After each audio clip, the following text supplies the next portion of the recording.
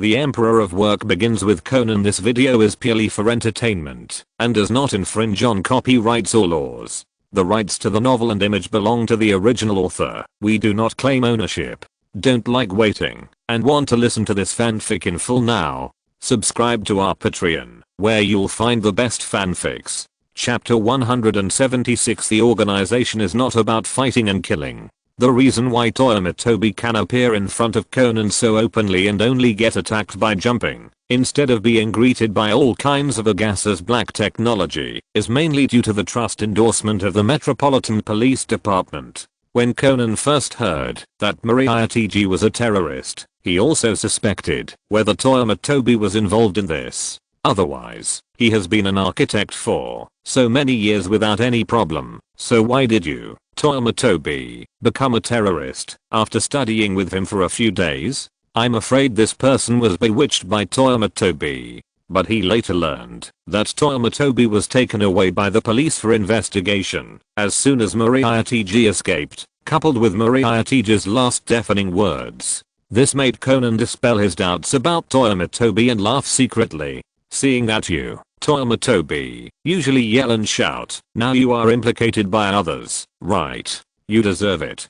But soon Conan couldn't laugh anymore because his home was blown up by Metropolitan. If you really want to talk about it, Conan's family also suffered for him. Metropolitan originally wanted to blow up Kudo Shinichi. Who can't find Kudo Shinichi now? When Toyama Tobi arrived at the scene, he notified Kudo Yusaku, who was far away in the United States. When Kudo Yusaku first received the call from Toyama Tobi, he thought that the organization had discovered Conan and was taking some action. After Toyama Tobi explained, Kudo Yusaku realized that his good master was safe, but his home was about to be blown up. Kudo Yusaku was powerless to do anything about this. What could he, a mystery novelist in the United States, do? He could only wait for his home to be blown up.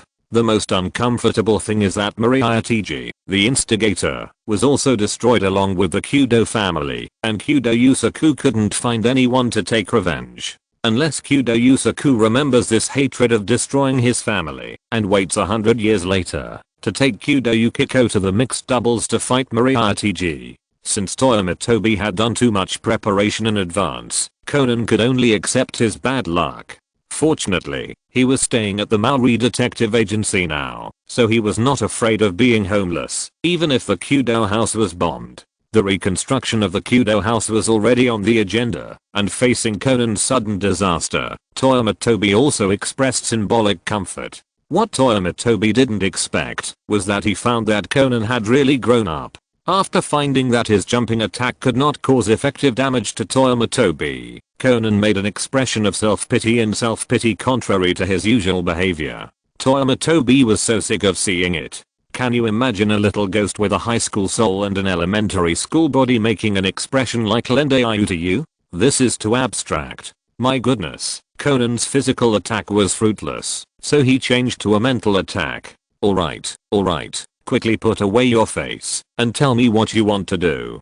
Conan smiled slyly. After suffering from Toyama Tobi for so long, Conan learned one thing. That is, if you want to achieve a goal, you must not be shameless at ordinary times, especially when you are in a weak position. Whether it's pretending to be pitiful or disgusting, as long as it can achieve the goal, it's a good way. Besides, it's always Toyama Tobi who disgusts him. Can't he disgust Toyama Tobi? Seeing that Toyama Tobi was successfully disgusted by him, Conan dared to ask a very bold question. Your question is indeed very bold. In the past, I would charge you at least 2.5 million yen for such a question. But it's your house that was bombed. Our Toyama is not a person without sympathy. Toyama Tobi lit another candle for Snake in his heart. In just a few months, Snake didn't know how many candles he had lit in Toyama Tobi's heart. Have you seen the ever-burning lamps in temples? There are more than that, and more spectacular than that. The organization did have the idea of attacking the Eastern Arsenal, but they were too late, and were beaten to it by others. It was the snake that Metropolitan mentioned in his last words and the organization behind him. These people use various reptiles as code names, such as snake, scoobing, etc. These people have a natural conflict with Kato Kid. By the way, do you know who Kato Kid is? based on the professional ethics of a worker. After all, the black organization is the boss who pays him, so Toyama Tobi can't reveal the organization's information. But the reptile paradise didn't pay Toyama Tobi, so he sold their information without hesitation. Toyama Tobi remembered that there was an interview that revealed that the reptile paradise and the black organization had the same boss, but it didn't matter. Toyama is paid by the black organization, and of course he has to strike hard against his colleagues in the branch, if he has the chance. Kato Kid sounds familiar. Conan frowned and always felt that he seemed to have heard of this code name somewhere, but he couldn't remember it for a while.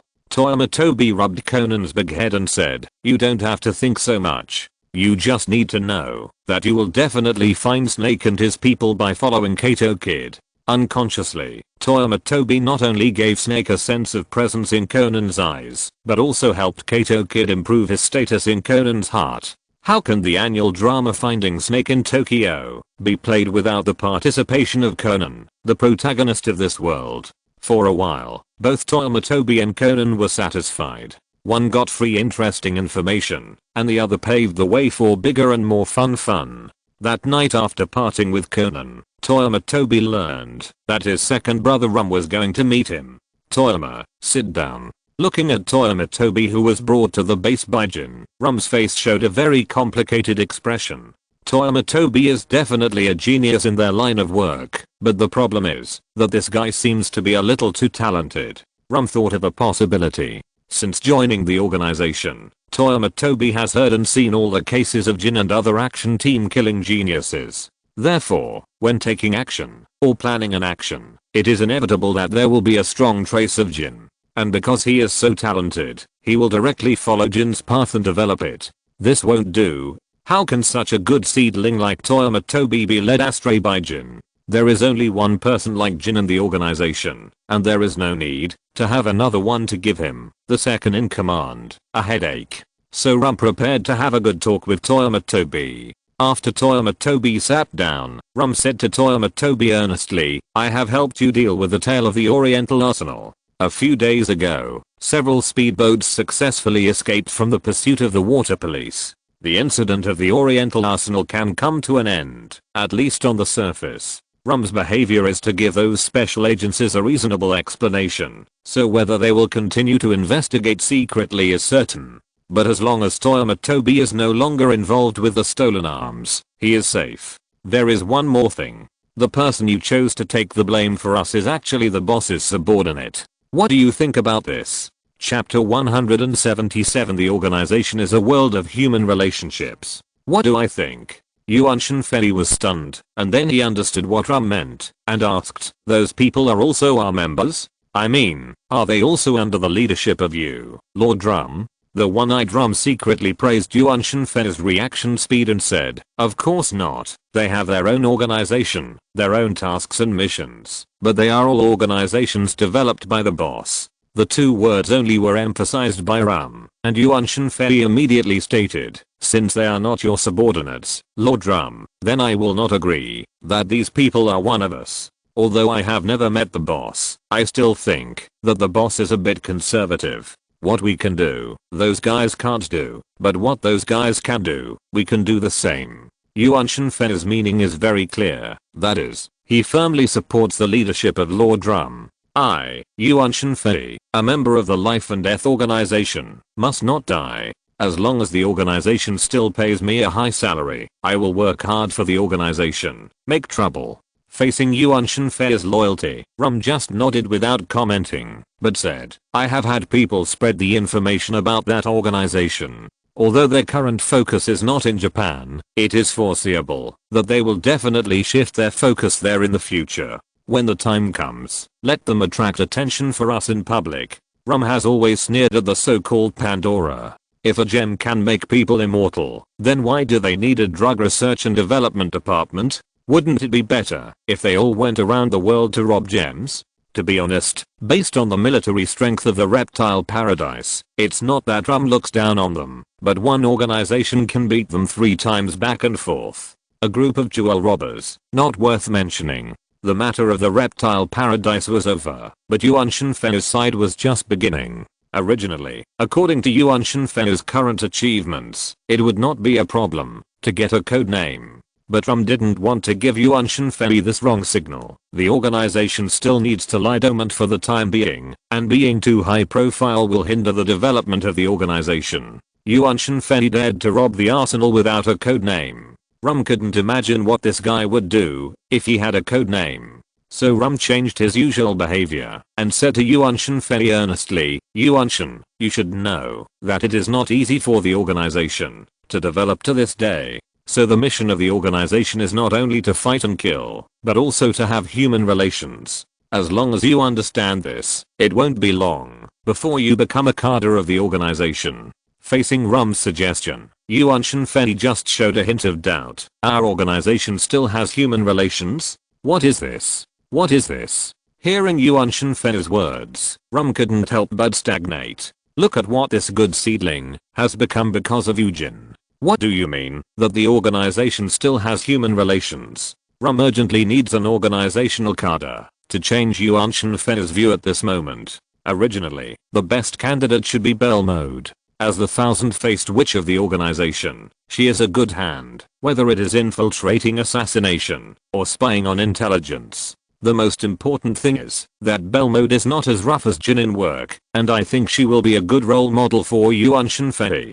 Unfortunately, Vermouth is in the United States now, and there are still some things that have not been dealt with. Let Vermouth lead. Yuan Shenfei can only be discussed later. Since Vermouth is not suitable, Rum can only choose a cadre who often works with Vermouth to lead Yuan Shenfei. At least during this period, we must keep an eye on Yuan Shenfei and prevent him from doing anything big, and let Yuan Shenfei get in touch with other tasks of the organization that do not require knives and guns. Tequila, come in.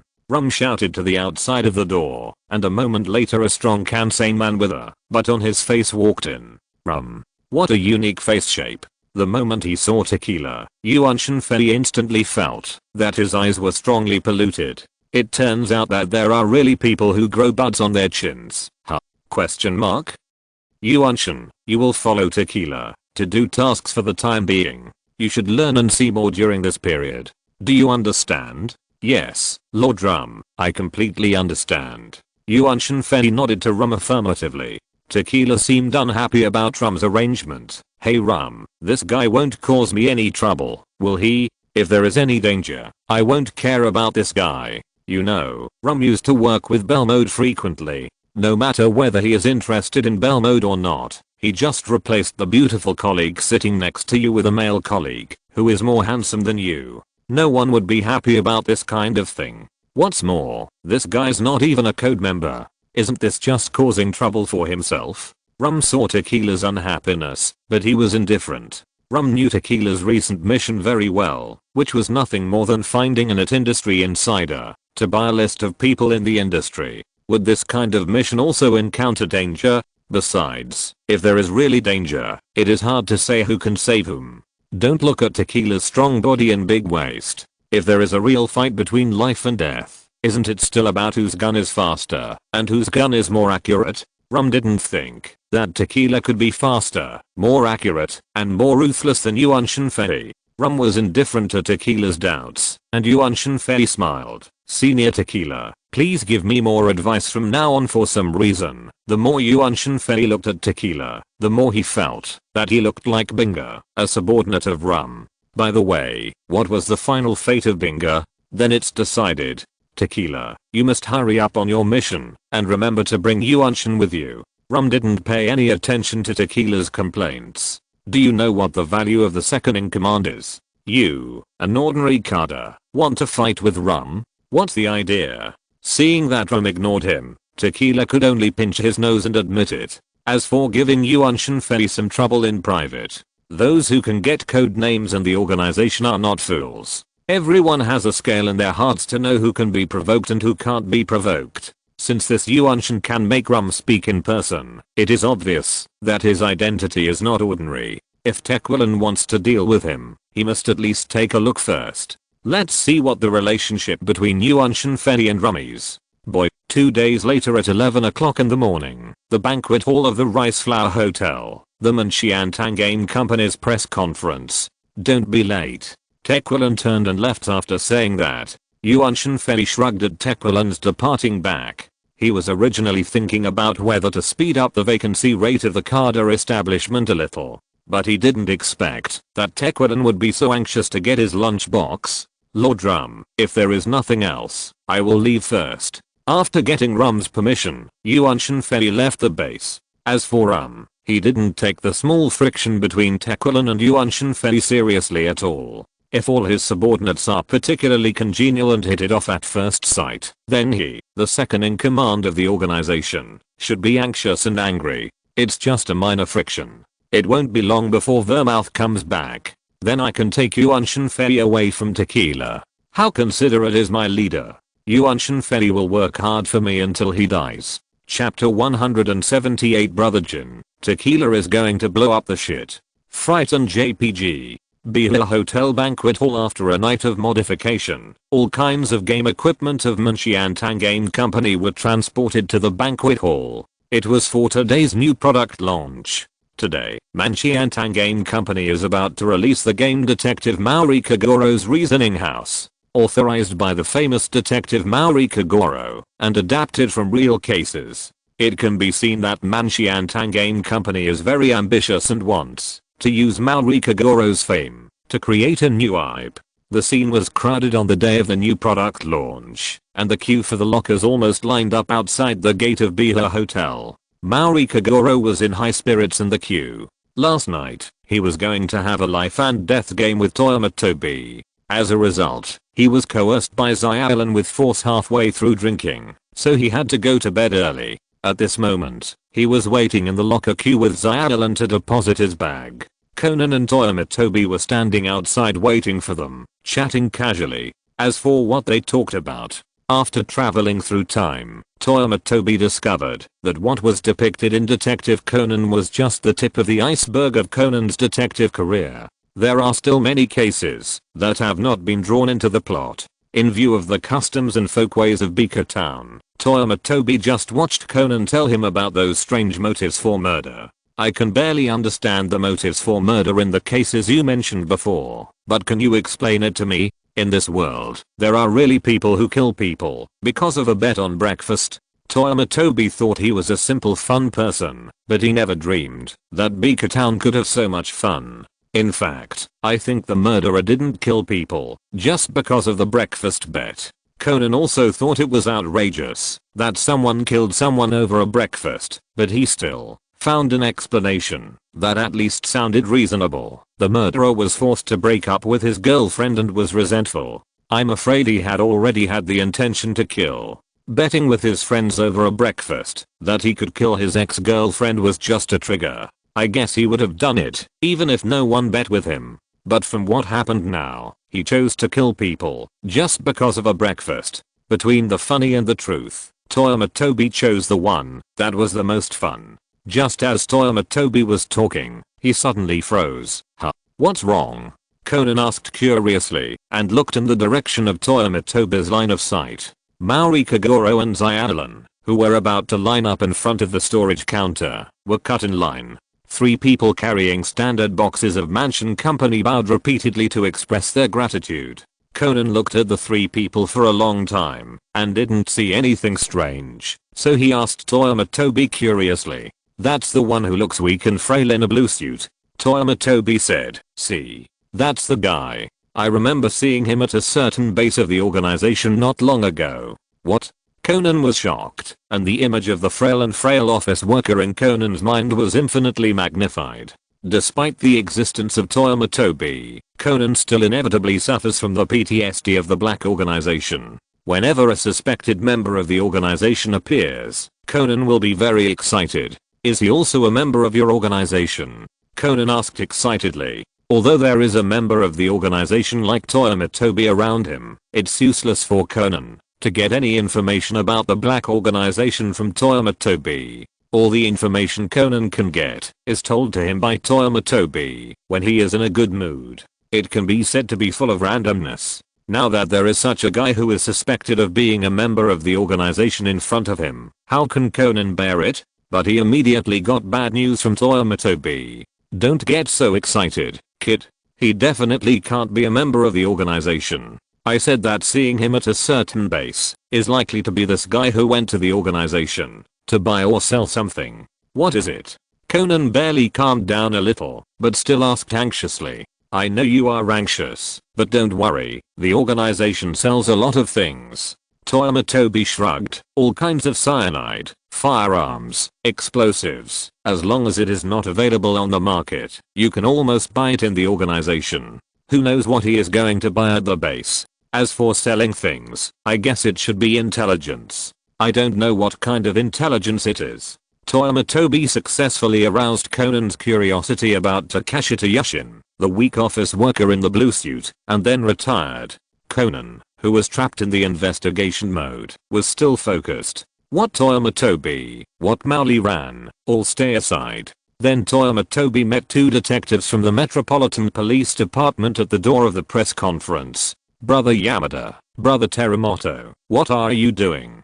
Toyama Tobi walked towards the two detectives and started to greet each other. It is actually quite rare for detectives from the Metropolitan Police Department to appear at the venue, but considering that the Toyo arsenal was looted not long ago, this arrangement is reasonable. Although it is obvious that many arms have been smuggled out of Japan, there is no guarantee that there are no other arms left behind. During this period of time, the media have all directed their criticisms at the Metropolitan Police Department, and various scholars and experts have taken turns to criticize the Metropolitan Police Department for its incompetence. There is no way, if these people dare to mention other special agencies, they really have a way to cure their problems, and they really dare to do it. Only the Metropolitan Police Department has been submissive from beginning to end. Anyway, the police have been scolded for a long time, so it doesn't matter if they are scolded a few more times. This group of people are very smart, so recently, wherever there are reporters, there will be several detectives from the Metropolitan Police Department in order to avoid a sudden attack by a madman from somewhere and give the Metropolitan Police Department another eye drop. With strong communication skills, Toyama Tobi quickly chatted with the two detectives. When Tequilin came to the banquet hall, he happened to see this scene. Tequilin called Toyama Tobi without saying a word. Toyama Tobi glanced at the caller ID and said with a smile, "What's the matter? I'm chatting with Yamada and Teramoto from the Metropolitan Police Department right now. You go in first, I'll go in to find you later." Hearing Toyama Tobi say this, Tequilin hung up the phone silently. He had only one thought in his mind: he is really worthy of being the person that Rum has taken a fancy to, and he actually caught the plainclothes policeman directly in the crowd. Tequilin would never dream that Toyama Tobi actually has his own fixed parking space in the parking lot of the Metropolitan Police Department building. Of course, he would never have thought about what kind of blow his reputation would suffer next. After storing her suitcase, Tequila and Toyama Tobi passed by each other. Although they looked so fierce, the two detectives ignored them. It seems that it is not strange to look strange in Bika Town. Chapter 179 Edagora Conan evolves. The reason why Toyama Tobi was able to chat with the detectives during their working hours was mainly because the two detectives were responsible for face projects. When there is no case, the Japanese police do have the power to search their suspects. But the premise is that the number of such suspects cannot be too large. There are so many people attending the press conference today, and they can't search them one by one. If they really do this, the Metropolitan Police Department will be criticized in the newspapers tomorrow. So the main purpose of the two detectives appearing at the press conference is to prove that they have been there. If there is any accident at the press conference, what can they do? Now the police force in the whole of Tokyo is extremely tight, and all places say that they are short of people. If there is any accident, the Metropolitan Police Department can completely say that it is not a war crime, or that they have tried their best. As for wanting to prevent such accidents from happening, it is okay, as long as the officials in the parliament can approve enough funds for the Metropolitan Police Department. The Metropolitan Police Department will naturally be able to recruit more people. As for how much funds are needed, it's a joke. When will government agencies have funds that cannot be spent? If they can't spend them, they can just spend them suddenly.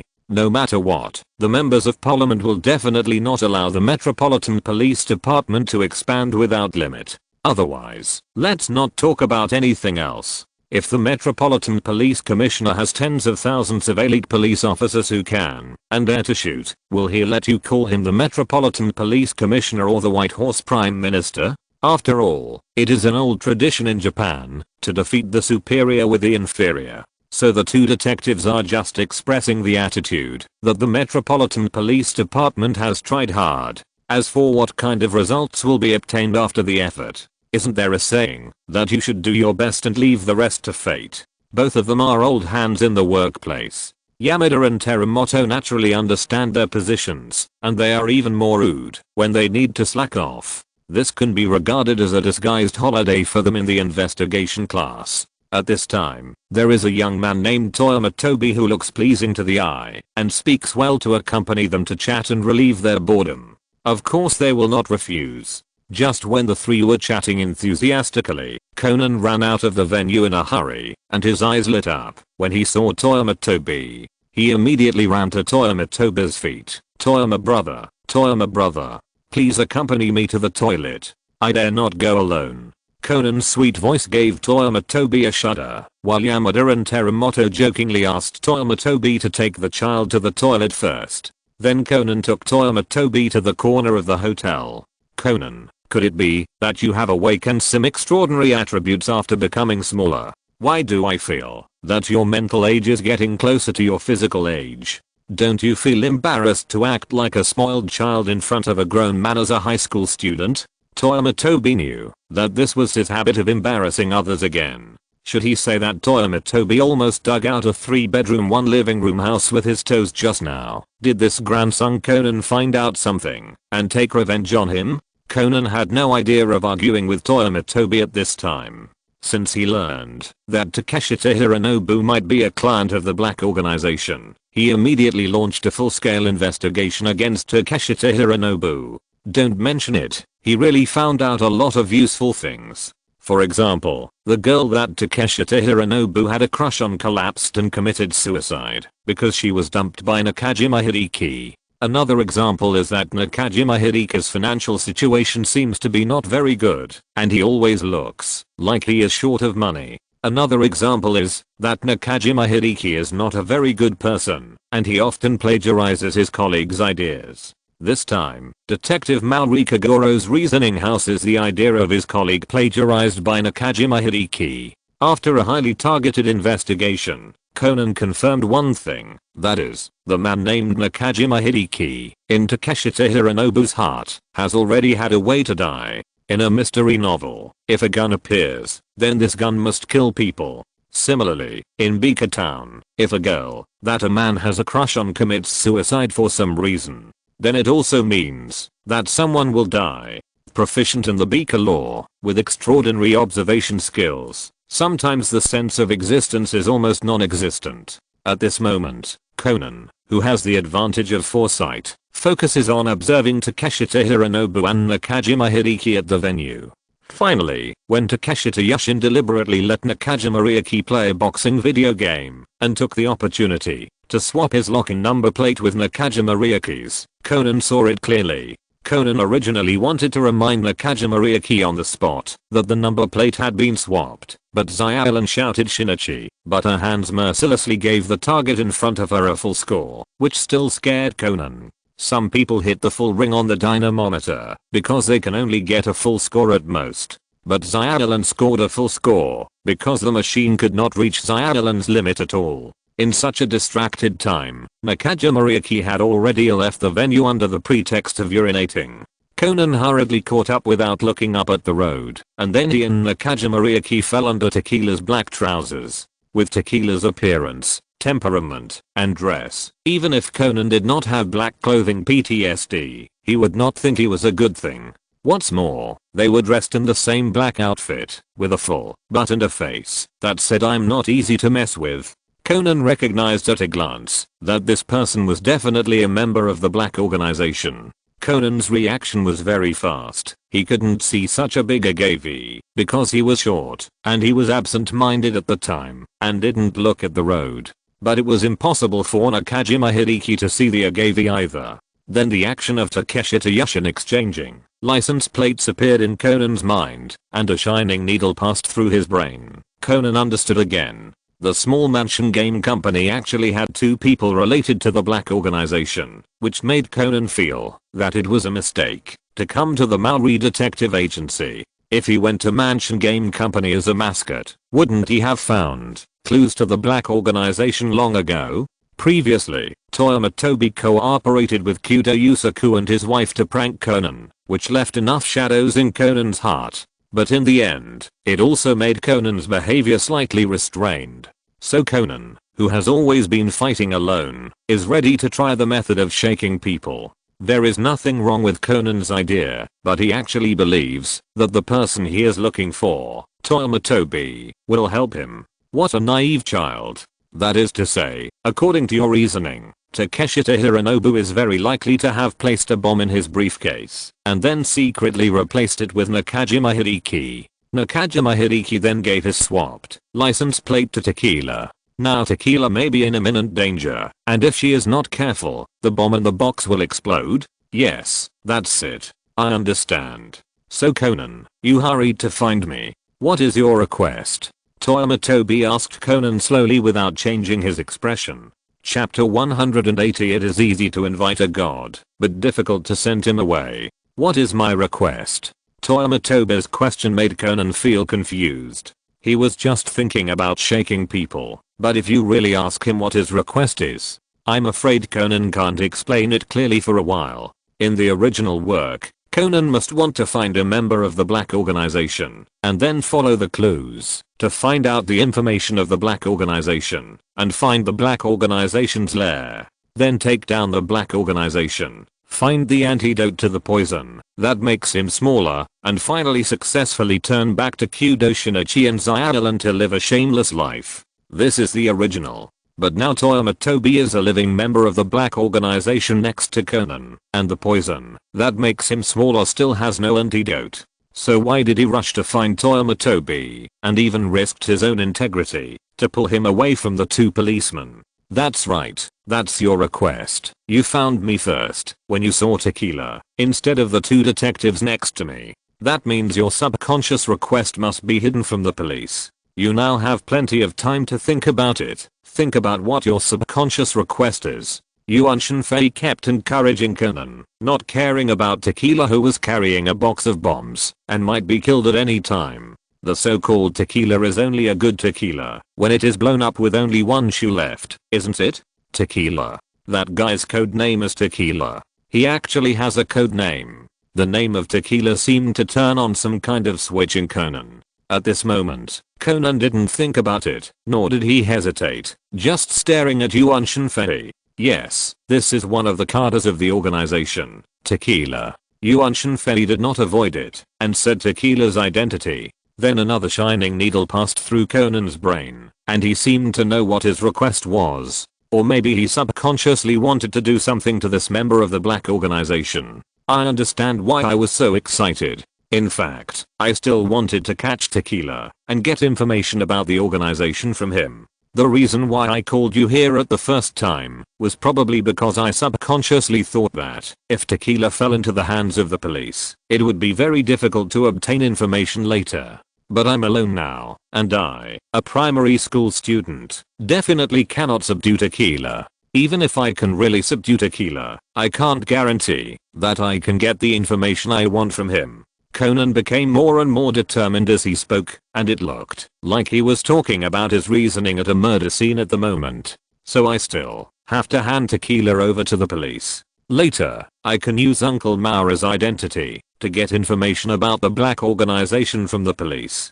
Conan's analysis of the pros and cons was very thorough. It can be said that handing him over to the police is really the best option he can choose now. Just as Conan said, whether it is the watch-shaped anesthetic needle on Conan's body, or the updated and replaced foot power giant with a new skin, it is possible that Tequila will be caught when he is not paying attention. But what if he can catch someone?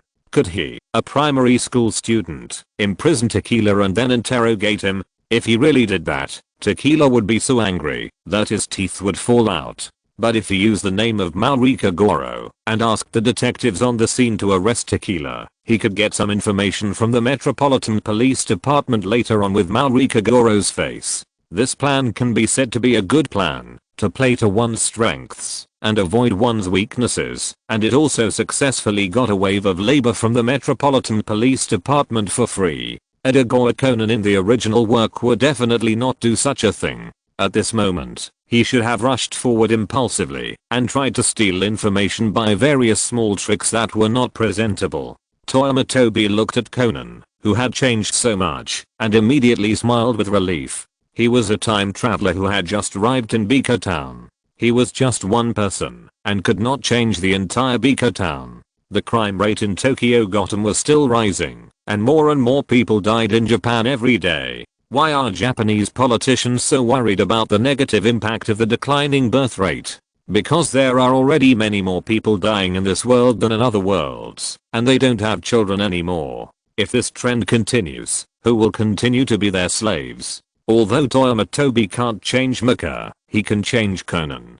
Conan, who was beaten up by adult comedians, even learned to get something for free at the beginning of the plot. As the saying goes, getting something for free is fun, and getting something for free all the time is even more fun. Conan also realized his change, so he looked at Toyama Tobi with pride. He wanted to see Toyama Tobi's surprised expression now, so that he could falsely convey the imperial edict in the name of Maurika Goro. Toyama Tobi smiled at Conan, and then took out a pen that Conan looked very familiar with. Conan's thoughts went back to Dr. Agasa's house not long ago. Doctor, have you invented any props again? Conan came to Dr. Agasa's house, but found that the doctor was not in the living room, but in his studio. In the studio, Dr. Agasa was wearing a head-mounted microscope and carefully assembling a pen. Conan thought that Dr. Agasa had made something good for him again, but it's not a new invention. It's similar to your watch-shaped tranquilizer gun. Here Dr. Agasa showed the assembled product to Conan. This is the self-defense prop that Toyama asked me to make for him. Considering his profession, it's reasonable for an agent to carry a pen with him, right? What? It turns out that it's not a prop for me, Conan said disappointedly at the time. What? The prop of the doctor is going to be used on me for the first time! Exclamation mark. Conan thought in horror at this moment. When talking about script creation, Russian dramatist and novelist Chekhov mentioned, if a gun appears in the first act, then the gun must be fired in the third act. Similarly, a pen-shaped tranquilizer gun appeared in Toyama Tobi's hand, so this tranquilizer gun must shoot the person it should shoot. Toyama Tobi immediately pressed the mechanism of the tranquilizer gun, and a nearly transparent anesthetic needle shot out at lightning speed. It hit Conan in the face. When Conan was dying, he faintly heard what Toyama Tobi said to him. Little boy, let me teach you another truth. It is easier to invite a god than to send him away. Since you asked me to come here because of tequila, you have to bear the consequences. That I also have some thoughts about tequila. After saying this, Toyama Tobi stretched out his hand and changed Conan's posture when he was about to fall face down. This little boy really doesn't have the tricks of Brother Maori. After he fell unconscious, he didn't even have a navigation system. How dare he shoot someone with an anesthetic needle? In the possibility that Conan might sneak attack Toyama Tobi with an anesthetic needle in the future, Toyama Tobi chose to strike first. Let Conan experience the wonderful experience of being shot by an anesthetic needle. Chapter 181. Look at this tequila. Does it look like Binga? After letting Conan sit against the wall, Tequila walked towards the toilet from not far away, just passing by Toyama Tobi. The two looked at each other, and no one spoke. At this moment, Tequila was still very satisfied with Toyama Tobi, although he was quite reluctant when Rum asked him to bring this newcomer. Who did he work with before? That was the famous organization's thousand-faced witch, Vermouth. Even if he changes his partner, he should at least change to a Kada with a code name. Even if it is Chianti and Cohen, they can at least help guard the periphery of the mission site, right? Bringing a newcomer who knows nothing. Is Tequila, a Kada of the organization, going to be a nanny for this guy? Although the black organization can be regarded as a workplace, this workplace is still different from the normal workplace in society.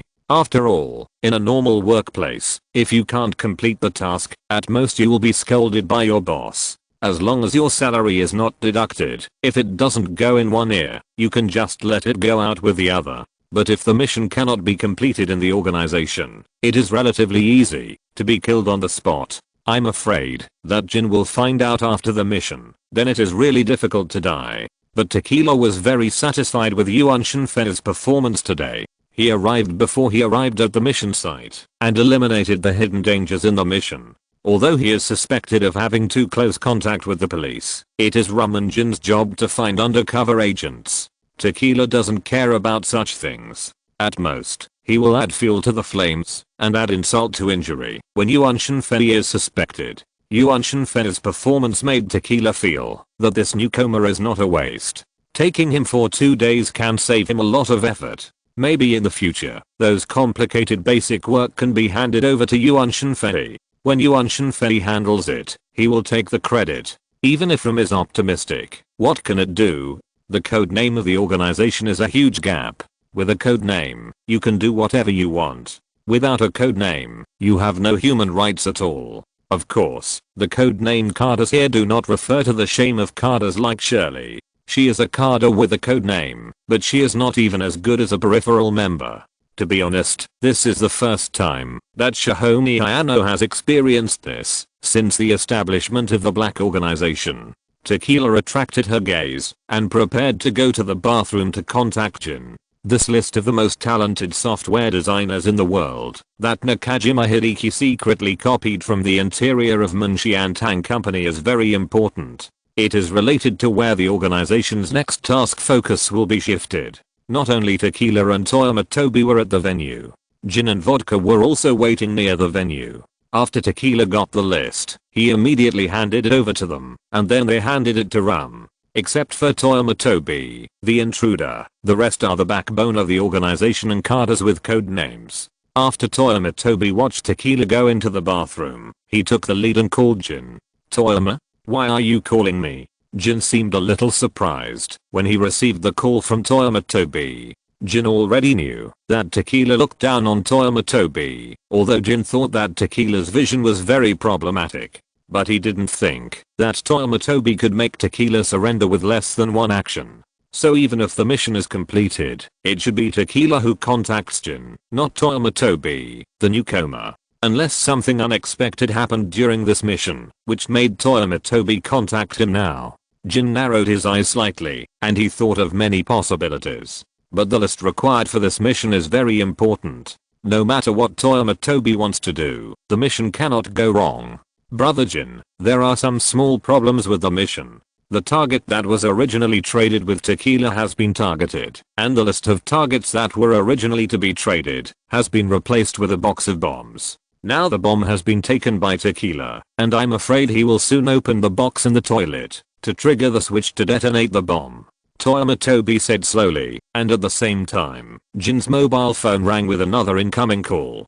Toyama Tobi's words made Jin silent for a moment, and he immediately realized what Toyama Tobi meant.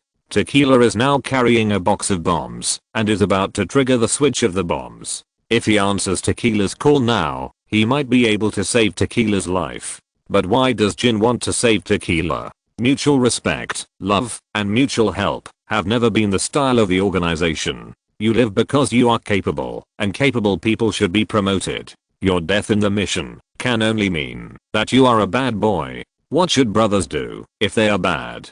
Bad boys need to practice more. But there is one sentence that Jin still has to ask. What did you do with this box of bombs? I didn't do anything. Can you get the list that the organization wants? No problem, Brother Jin. Then go and get the list that the organization wants and give it to me. Jin ignored the prompt tone of Tequila's call. A moment later, a violent explosion sounded on the first floor of the Biha Hotel. The huge explosion woke Conan up slowly. Toyama Tobi had already appeared at the venue. While the crowd was in a panic, he took the number plate of his locker from Takashi to Yashin. There are many people gathered around the lockers at the moment, and not all of them like to watch the excitement. Perhaps it should be said that after the first explosion in Bika Town, you have no way of knowing whether there will be a second or third explosion. Even if you want to watch the excitement, at least you have to watch it in a safe area. Toyama Tobi took away Nakajima Hideka's briefcase in a low-key manner while the chaos was going on. After getting the list from it, he left Bika Hotel in a low-key manner. In an alley, Toyama Tobi saw Jin's Porsche. After handing the list to Jin through the car window, Toyama Tobi did not forget to remind Jin there are criminal police and detectives from the Metropolitan Police Department at the scene. The transaction between Nakajima Hideki and the organization may be discovered. Do we need to silence Nakajima Hideki now? Toyama Tobi's proposal made Jin quite tempted, but when he heard the faint sound of sirens coming from the street, Jin gave up this tempting idea. Forget it, that guy doesn't know the organization's intelligence, but he has been to the organization's base. I understand, big brother. I'll go and clean up the organization's base right now, to prevent the police from finding the base by following the clues. Well, I'll notify the members of the cocktail bar to evacuate first. Jin nodded slightly, then signaled vodka to drive. After Jin's Porsche left, Toyama Tobi picked up the phone and called Kyoshitsugu, one of Toyama Tobi's 3 subordinates. Notify Numa, it's time to work. Kyoshitsugu responded quickly to receiving the call from Big Brother Toyama once again. Big brother, do you want to notify me Ayano Akimi? No need. Toyama Tobi immediately rejected Kyoshitsugu's proposal. I don't trust Ayano Akimi to do things. This task can only be carried out by our own people. Kyoshitsugu immediately understood that in their group of 4, Ayano Akimi was not one of their own. Chapter 180. To look at that big black building, it's asymmetrical. Tequila died in the explosion, and there was no body left, only a large-sized men's shoe. In the near future, Rum's right-hand man Bingo will also died in the explosion, and there was no body left. Although the deaths of both ended with no body left, the process was slightly different. Facing Tequila's impending death in the explosion, Toyama Tobi did nothing and watched the explosion happen. Bingo's death was just that. Jin watched the submarine explode and forgot to notify Bingo, who was about to return to the submarine. Although Bingo is not dead yet and has not come to Japan, but Jin still inevitably has a feeling of this kid is like me about Toyama Tobi's performance in this operation. To be honest, since Toyama Tobi is this kid is like me, then he must not be one of those damn undercover agents. At this moment, Jin, who was escorting the list, had only one worry, that is, was it really safe for him to let Toyama Tobi be responsible for cleaning up the organization's cocktail bar base in the Daikoku building? Daikoku building underground parking lot. After receiving Jin's order, the members of the organization at the cocktail bar base quickly evacuated. All the intelligence that needed to be taken away was packed up and taken away, and the rest was destroyed on the spot. Some things that could not be taken away and could not be destroyed at the moment were piled together, waiting for the organization's subsequent cleanup personnel to be responsible for unified cleaning. One by one, the organization's cars drove away from the Dahui building. In the corner, Toyama Fumi sat in the driver's seat of an Aston Martin and waited for the person in charge of the base, Kohen. Kohen was carrying a guitar case on his back, which contained his sniper rifle. He came to Toyama Fumi's car with a box in his left hand. Kohen. Toyama. The two greeted each other briefly, and then Kohen put the black box in his left hand on the ground. These are the cleaning tools you asked for. These are all that are left in the base. Kohen said concisely. The accelerants in the cocktail bar have been dumped. As long as there is a spark, the whole bar will be set on fire. Be careful when you act later. It is hard to imagine that Kohen, who is usually taciturn, would actually tell Toyama Tobi to be careful. Toyama Tobi nodded. Don't worry, I know what I'm doing. Toyama Tobi raised his hand, and Kyoshitsugu and Anuma Nayudo walked over quickly and took out the remote-controlled bombs from the box. Go, install these bombs according to the location I told you. Remember to notify me when you are done. Kyoshitsugu and Anuma Nayudo left quickly. The two had limited time to act and needed to seize every moment to carry out the mission. Kyoshitsugu and Anuma Nayudo were very calm about Toyama Tobi either not calling them at ordinary times or calling them for a difficult and urgent mission. They shared a lot of money in the last mission, which allowed them to be carefree until now and continue to be carefree in the future. In the organization, you get as much money as you are capable, and you will take as much risk as you get. They had prepared for this. Moreover, this was a cleanup mission for the organization's base, and those who could carry out such missions were generally cadres with a high degree of trust in the organization. As a formal member, Toyama Tobi was able to carry out such a cleanup mission. Even if Toyama Tobi was given a code name and became a cadre tomorrow, Kyoshitsugu and Inuma Naruto would not find it strange. When one person succeeds, everyone else will benefit. It was their good fortune to be able to hold such a big and thick leg when Toyama Tobi was insignificant. After learning about this mission and Toyama Tobi's plan, Kyoshitsugu understood why brother Toyama did not ask him to call Miyano Akimi. Just one mission on Tsukikage Island had allowed Kyoshitsugu to see Miyano Akimi's true nature. This was a kind woman.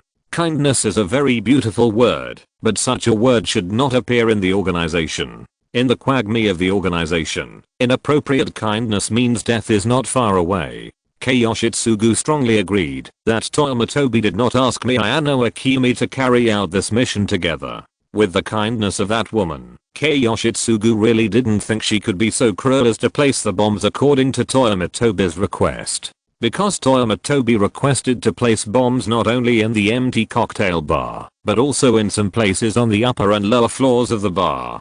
Placing bombs on irrelevant floors means that many irrelevant people will die, and Miyano Akimi can't do such a thing at all. After Kyoshitsugu and the others left, Kohen nodded to Toyama Tobi, then found his car, and left the underground parking lot without any delay. In fact, each base in the organization has a backup plan for cleaning, otherwise he would not have asked the members of the base to spread the accelerant in the bar. Although he didn't understand why Toyama Tobi needed so many bombs, Kohen was never a talkative person. He didn't have such a strong curiosity. What Toyama Tobi wanted the bombs for, he should know tomorrow. Not until the afternoon. 30 minutes later, Kyoshitsugu and Inuma Naruto returned to the underground parking lot on time and reported to Toyama Tobi that they had successfully placed all the bombs. At the request of Toyama Tobi, the two left the underground parking lot, went back to their own homes, and found places to play by themselves.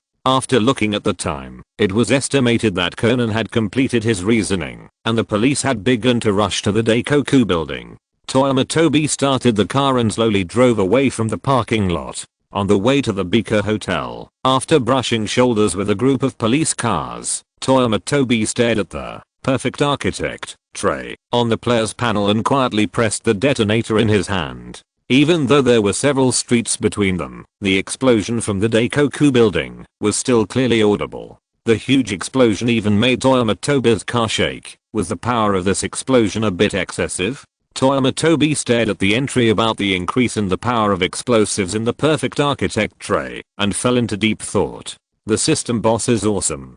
Professor Moriya is awesome. The Daikoku building looks asymmetrical, and imperfect buildings should be blown up. Don't worry, Professor Moriya, your students have perfectly inherited your legacy, and our Toyama will be the big bomber of Beaker Town in the future. When Toyama Tobi returned to the Beaker Hotel in a low profile, the investigation of the explosion had come to an end. But the follow-up cleanup work was far from over. The place where Tequila chose to detonate the bomb was in the bathroom on the first floor of the hotel. The scene was simply horrible. The bad news is that Toyama Tobi may have to find another place to live for a while, and the Beaker Hotel may still have some repair work to do. Of course, there is good news when there is bad news. The good news is that Maori Kagoro once again showed himself in front of a large group of reporters. Brother Maori, that was a wonderful reasoning just now. Toyama Tobi found Maori Kagoro, who was smug in the crowd, and gave him a compliment at the right time. Maori Kagoro was completely unaware that Toyama Tobi was not there just now, and shouted that he would not go home until he was drunk with Toyama Tobi tonight. Only Conan stared at Toyama Tobi with a gloomy face. No flaw could escape his eyes. Toyama Tobi was not at the scene just now. If you're listening to this novel on a channel other than Fanfic World, it means they downloaded and uploaded it without effort. We cordially invite you to visit our channel, Mundo Fanfic Novelos. There you'll find the original version of this story and you can explore many other novels of various genres. We're waiting for you to immerse yourself in a world of incredible novels. Chapter 183. It is well known that moral kidnapping is a moral kidnapping. That night, Maori Detective Agency Maori Kagoro, who successfully showed off in front of reporters, was in high spirits. Although he still didn't know much, or knew but was still pretending to be stupid, Maori Kagoro and Toyama Tobi were drinking happily. The time had come to late at night. While the two of them were drinking, Zyalin, who had to get up early to go to school the next day, had already fallen asleep, and Conan was sent to her room to sleep early. After Toyama Tobi was sure that Maori ran, could not get up again, he carried the old man and sent him back to his bedroom. It is worth mentioning that the third floor of Maori Detective Agency is a place for the family to live, with a standard 2-bedroom and 1 living room layout. Conan and Maori Kagoro, who were boarding, lived in a bedroom. Toyama Tobi quietly sent Maori Kagoro back to the room, and then went downstairs to tidy up the coffee table with cups and plates messy, because of the two of them drinking.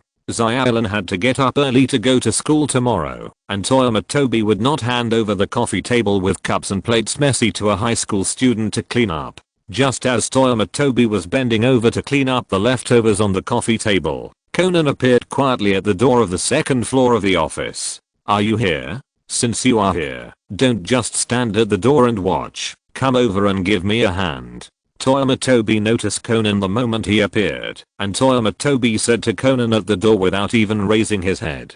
Conan walked in silently to take over Toyama Tobi's work, and Toyama Tobi freed his hands to go to the tea room on the second floor to wash cups and dishes. Speaking of which, technology is really the ladder of human progress. Even Toyama Tobi himself can't remember how long he hasn't washed dishes by hand. Before crossing over in the previous life, Toyama Tobi usually washed dishes and cups with the dishwasher. It can be said that the invention of the dishwasher has really greatly reduced Toyama Tobi's life burden. No one wants to work hard to cook a meal and then face a sink full of dishes to wash. After Toyama Tobi finished washing the dishes, he brought out a cup of tea and a bottle of drink and placed them on the coffee table. "Sit down, kid. Ask whatever you want to ask. You still have to go to elementary school tomorrow morning." Toyama Tobi looked Conan up and down with a smile in his eyes full of mischief. Unlike the relaxed Toyama Tobi, Conan's face was as gloomy as water at this moment, and he looked at Toyama Tobi as if he was looking at a dog traitor. Although Toyama Tobi's identity as a member of the black organization is really not a good person. "Why did you blow him up? Why did you blow up Tequila? Why did you blow up the Daikoku building?" Conan gritted his teeth and questioned Toyama Tobi. Toyama Tobi took a sip of the tea, then said lightly, "I will answer your questions one by one. First of all, it was not me who blew up Tequila. It was that guy named Takashita Hironobu, or at the very least, it should be blamed on Nakajima Hideki. What does it have to do with me? I just didn't do anything. How come I didn't provide the bomb to Takashita Hironobu, and I didn't swap Nakajima Hideki's license plate? What does Tequila's death have to do with me? You clearly knew there was a bomb in Tequila's box." Conan didn't buy Toyama Tobi's sophistry at all, and continued to attack Toyama Tobi with his two big eyes. Toyama Tobi nodded very straightforwardly. "Yes, I do know, but who knows that I know? Even if you, a primary school student, tell the truth, will anyone believe you?" Toyama Tobi sneered. "Don't forget that you said I was a member of a criminal organization at the beginning. Thanks to you, I was investigated by the Metropolitan Police Department's detectives. You have a history of framing me." Toyama Tobi didn't give Conan a chance to talk back at all, and directly blocked his way out.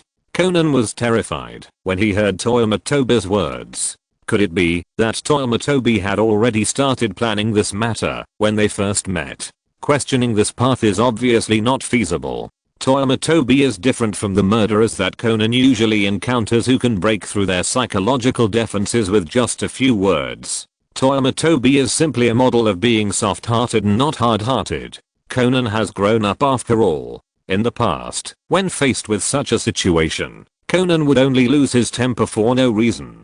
Just like what he did when he and Haibara first met. Usually, he would point fingers at the murderer from a moral high ground at the murder scene, but when it happened to him, he would only vent his anger on a scientist who was controlled by the organization. It seems that Conan is also a double-standard person. But now Conan decided to talk to Toyama Tobi. He was trying to persuade Toyama Tobi to admit his fault so that he could point fingers at Toyama Tobi from a moral high ground. Isn't it good to let the police arrest Tequila? You can live well in Tokyo with your identity as a detective agent now. Isn't it good to eradicate the black organization, a cancer of society, as soon as possible? You don't want your children to live in such a society in the future. From the transaction between Toyama Tobi and Kudo Yusaku, Conan can see that Toyama Tobi is not a dead member of the black organization. In other words, Toyama Tobi is worth saving in Conan's eyes. Not only is he worth saving, but he also has sufficient intelligence value. Conan believes that if Toyama Tobi is willing to share the black organization intelligence with him, it will greatly speed up his investigation of the black organization. Yes, Conan is so confident that he can investigate such a huge criminal group by himself. This kid really thinks of himself as the Sherlock Holmes of the Heisei era. Unfortunately, the so-called moral kidnapping only kidnaps people with morals. For Toyama Tobi, as long as I have no morals, you can't kidnap me. Since I know Tequila, can't he know me? I remember I told you that the organization usually acts in groups of 2 or more, and rarely acts alone. Have you ever thought about who Tequila's partner would be when he appeared at the venue? Yuan Shenfei spoke slowly, gradually leaning forward. If he is caught and can't stand the police's interrogation, who do you think he will confess first? Since you want to eradicate the black organization, this social cancer, so I have a good idea. As long as you find any of the 5 major gangsters of the United Nations and reveal your secrets to them after strict verification, I dare to guarantee that the black organization will disappear from Japan as soon as possible. If you don't have such a channel, I'm very willing to provide it for you. Yuan Shenfei's words are indeed correct. Once the research of the black organization is known by the 5 major gangsters, the organization will definitely disappear. But whether it will be eliminated or disguised as another official organization, that is hard to say. Of course, if this is really done, it is hard to say what kind of grand treatment Conan, as the only successful case of drug A, will receive. It is foreseeable that the better treatment will put Conan under house arrest, guaranteeing a certain degree of freedom, but he must cooperate with various inspections and experiments. If it is worse, he will be a large guinea pig with no human rights. Toyama Tobi believes that Kudo Yusaku will not fail to tell his son about this. Of course, Toyama Tobi also believes that Conan knows how serious it is, otherwise he would not hide it from Xiaolin. The idea is correct, but I don't know why. When it comes to the practical stage, everyone can know Conan's identity, except Xiaolin. Chapter 184. You really dare to come? Looking at Conan, who had been silent for a long time, Toyama Tobi spread his hands. You see, we are essentially the same. We are both selfish and vulgar people. Since we are all vulgar people, you can't ask me to become a saint. What about the Daikoku building? Those who died in the explosion were innocent.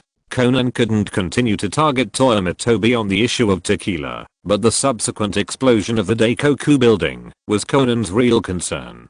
You don't know the organization well enough, Conan. Toyama Tobi started to lie. You should have known that the cocktail bar on the 20th floor of the Daikoku building is a base of the organization. But you must not know the emergency mode of the organization. All bases of the organization have more than one emergency cleanup plan at the beginning of their establishment. The so-called emergency cleanup plan is a complete plan from personnel evacuation to intelligence destruction, and then to base self-destruction when the base of the organization is at risk of exposure. When the members of the organization received the evacuation notice, the cleanup work of the base was carried out simultaneously. I'm just a bystander supervisor. The organization can't let me, a cadre without even a code name, be responsible for this kind of base cleanup work. So far, Toyama Tobi's identity in the black organization has become his biggest disguise. Even if Conan racked his brains, he couldn't imagine how well Toyama Tobi was in the organization. Then the topic returned to the beginning.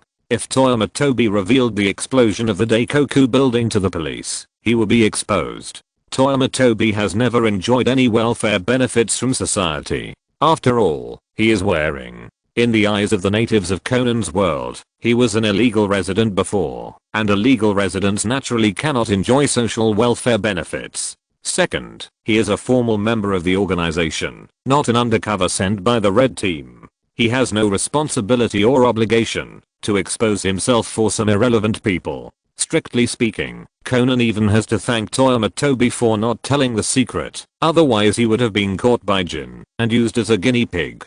The current situation is that, if Conan does not expose himself, he will not be able to point fingers at Toyama Tobi from the moral high ground. But away from the moral high ground, Conan even thinks that Toyama Tobi is fine. The identity of an illegal resident gives Toyama Tobi unlimited convenience. It is not easy for an illegal resident to survive until now. What else can you ask of him? Of course, Toyama Tobi has not forgotten the unique method of taming passed down by his ancestors: a slap in the face and a sweet date. Just like educating a child, you can't just criticize him when he makes mistakes. You should also praise him for what he does well. Give a sweet date after a slap in the face is probably what Conan means. He can't just be suppressed by Toyama Tobi. He also needs to see some hope, that is, the sweetness that Tequila's death can make him taste. Of course, Tequila's death is not completely without benefits. Toyama Tobi said to Conan earnestly, the organization's cadres have always been one position. Now that Tequila is dead, do you know what it means? As expected by Toyama Tobi, when he threw this argument to Conan, the listless Conan really became energetic. Does it mean that you may get a code name and become a cadre of the organization? It's more than that. Toyama Tobi said to him with an expression that the boy is still too young. I might as well tell you that I once came into contact with the organization's base responsible for drug research and development not long ago, and I also met a cadre responsible for drug research and development. In Conan's expectant eyes, Toyama Tobi told him a little information about Miyano Shaho. Of course, Toyama Tobi was very mean and didn't tell Conan that the cadre in charge of developing drug A was actually an 18-year-old genius female scientist. So in Conan's eyes, Shirley's image was made up into a poor scientist who was ignorant of the world but was coerced by the organization and had to compromise for the lives of her relatives. Or the kind of scientist who had few hairs on her head and wore thick glasses and looked full of scientific research. Well, this is not Toyama Tobi's fault, right? Who asked Conan to ask everything, but didn't ask what the scientific research cadre codenamed Shirley looked like. Maybe even Conan was subtly thinking that, unless Toyama Tobi wanted to tell him about the information about the organization, he couldn't force Toyama Tobi to get the information he wanted to know from Toyama Tobi's mouth. In short, a confession bureau that was originally tit for tat and heavy in atmosphere was distorted silently. The satisfied Conan also remembered at this time that he was still a primary school student and had to go to Teton Elementary School tomorrow morning to continue further study addition and subtraction within 10. Toyama Tobi did not return to the Beaker Hotel. A large hole had just been blown up in the outer wall of the Beaker Hotel by Tequila today. He did not want to return to the place full of flying birds for the time being, so Toyama Tobi came to the Heido Hotel and booked a room temporarily. This is the good thing about the Conan world, because murders are everywhere and may happen at any time, resulting in the entire Tokyo being full of crime scenes. Like the suite that Toyama Tobi stayed in, because a murder happened not long ago, the price is not even as expensive as an ordinary standard room. In line with the principle of saving as much as possible, Toyama Tobi asked Heido Hotel to issue him a receipt for the price of a normal suite. Brother Jin, you have worked hard. As soon as Toyama Tobi walked into the suite of Heido Hotel, his cell phone rang. He took it out and saw that it was indeed a call from his second brother Rum. After leaving the Mori detective agency, Toyama Tobi always felt that someone was following him, but he guessed who sent the person following him. Anyway, Tequila was killed in the explosion when he was on a mission with him. With just this level of surveillance, Rum was already giving face to Toyama Tobi. Toyama Tobi immediately answered the phone. Lord Rum? Toyama, you have a new mission. Rum never mentioned Tequila, whose body was gone. This is how the organization is. Accidental death during a mission can only mean that the members are very incompetent. If you are incompetent, just practice more. The same is true for practicing more in the next life. Tracking and monitoring Toyama Tobi is just a routine procedure. There is nothing to say. So this time he brought another message to Toyama Tobi. I got accurate intelligence that Snake, who took the blame for us, will land in Japan in the near future. This is the mess you made, and you have to be responsible for the aftermath. Ah. Who? Toyama Tobi was stunned when he heard this. He was not surprised by the aftermath mentioned by Rum. But now the black and white forces in Tokyo are going crazy looking for Snake. This upright Snake actually dared to set foot in Japan, even in Tokyo, against the will of the world. Is he crazy? Is it because the code names are all kinds of reptiles that their IQs have been completely reduced? Yuan Shenfei really finds it hard to believe that the people and the organization of Reptile Paradise were developed by the same boss. Chapter 185 Bourbon, your purity is too low. Yuan Shenfei admitted that there was an element of gambling when he put the blame on Snake, but he felt that this bet should be a sure thing. Normal members of criminal organizations should at least inquire about the local wind direction when they go to an unfamiliar area, right? Even if they don't inquire, why not read the local news or newspapers in advance? Moriarty's last words before his death made the whole Tokyo buzz, and even some newspapers did long and continuous follow-up reports just to catch this wave of traffic. Normal people, slightly more normal people, after noticing that Tokyo is in this direction, shouldn't they carefully consider whether to take the risk? Even if Snake knew that he had nothing to do with the Toyo Arsenal incident and didn't know any Moriarty. But how many guys with the nickname of Snake were arrested on the streets of Tokyo during this period? How many were released just after paying money and then arrested again? The police have a fee called bail. So today you, XX Snake, paid bail to get out of the Metropolitan Police Department. Are you stingy here? The Metropolitan Police Department and the National Police Agency are violent organizations. Are we not? Are our special organizations not violent enough? As things have developed to this point, even Toyama Tobi himself can't figure out whether these people are looking for Snake to investigate the case of the Oriental Arsenal or to make money. Anyway, before the bail paid by these XX Snakes accumulates to a certain amount, this vigorous Snake investigation should not be able to end. So the most interesting thing is that when Tokyo is launching a vigorous Snake search, Snake himself from the Reptile Paradise decides to set foot in Tokyo. Give these ignorant country bumpkins in Tokyo a super shock from Snake. To be honest, Toyama Tobi is quite shocked now, so shocked that he can't speak for a while. Rum knew what Toyama Tobi was thinking. When he learned that Snake was going to Tokyo, he was no less surprised than Toyama Tobi.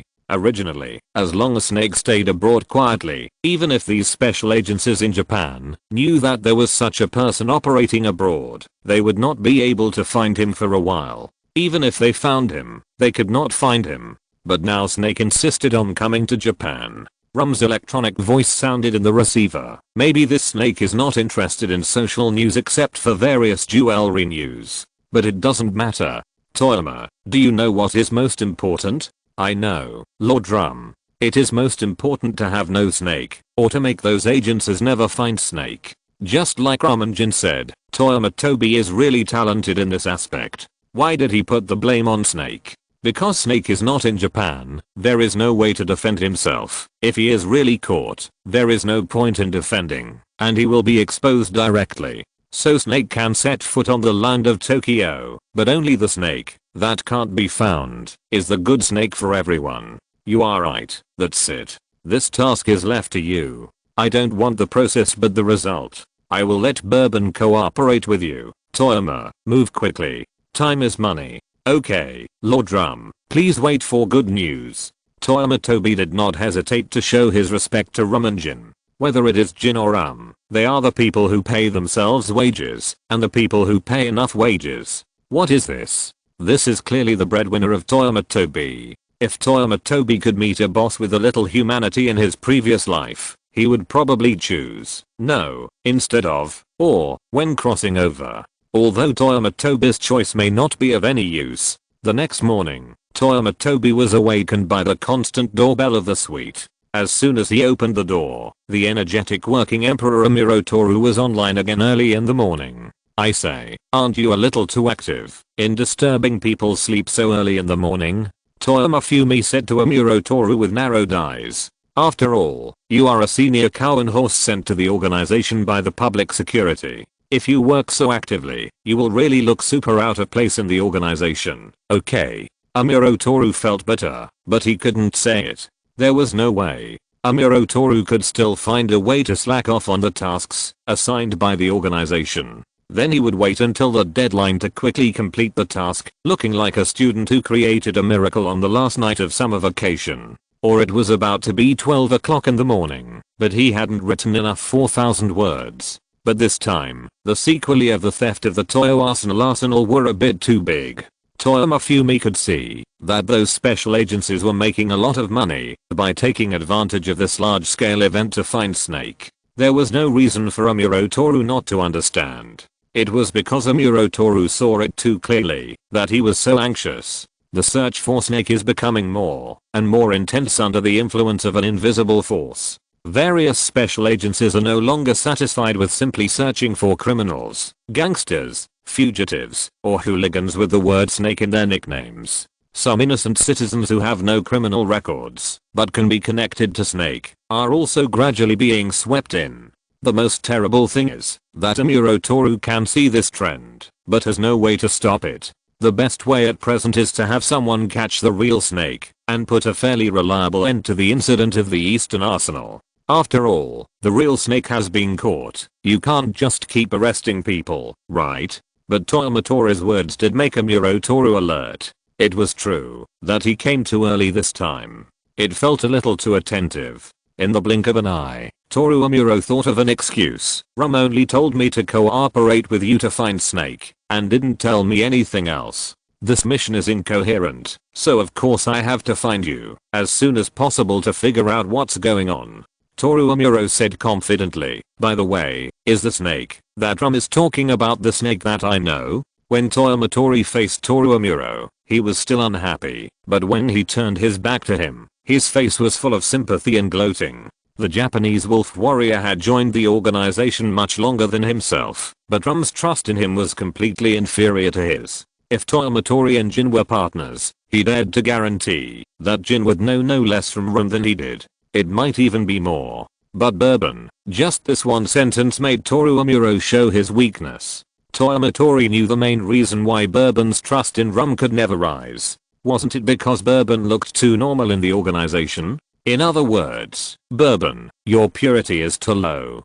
Chapter 186. It matches. All of them match. When the world is full of psychopaths, and psychopaths are even used to psychopaths, the only normal person in the world will become the only psychopath in the eyes of psychopaths. Bourbon is in almost this state now. Although Bourbon also has a little quirk of working part-time, this quirk is still too normal for a bizarre organization. How did Toyama Tobi gain such a high degree of trust in the hearts of Gin and Rum? He led people to kill all the guards of the Oriental Arsenal, and then cleared out the munitions inside. Then when they took advantage of the big black building to clean up the organization's base, they directly blew up half of the building. Even if Toyama Tobi is not a murderer now, he can be said to be full of evil. If you say that this person is an undercover from other intelligence agencies, will anyone really believe it? Bah.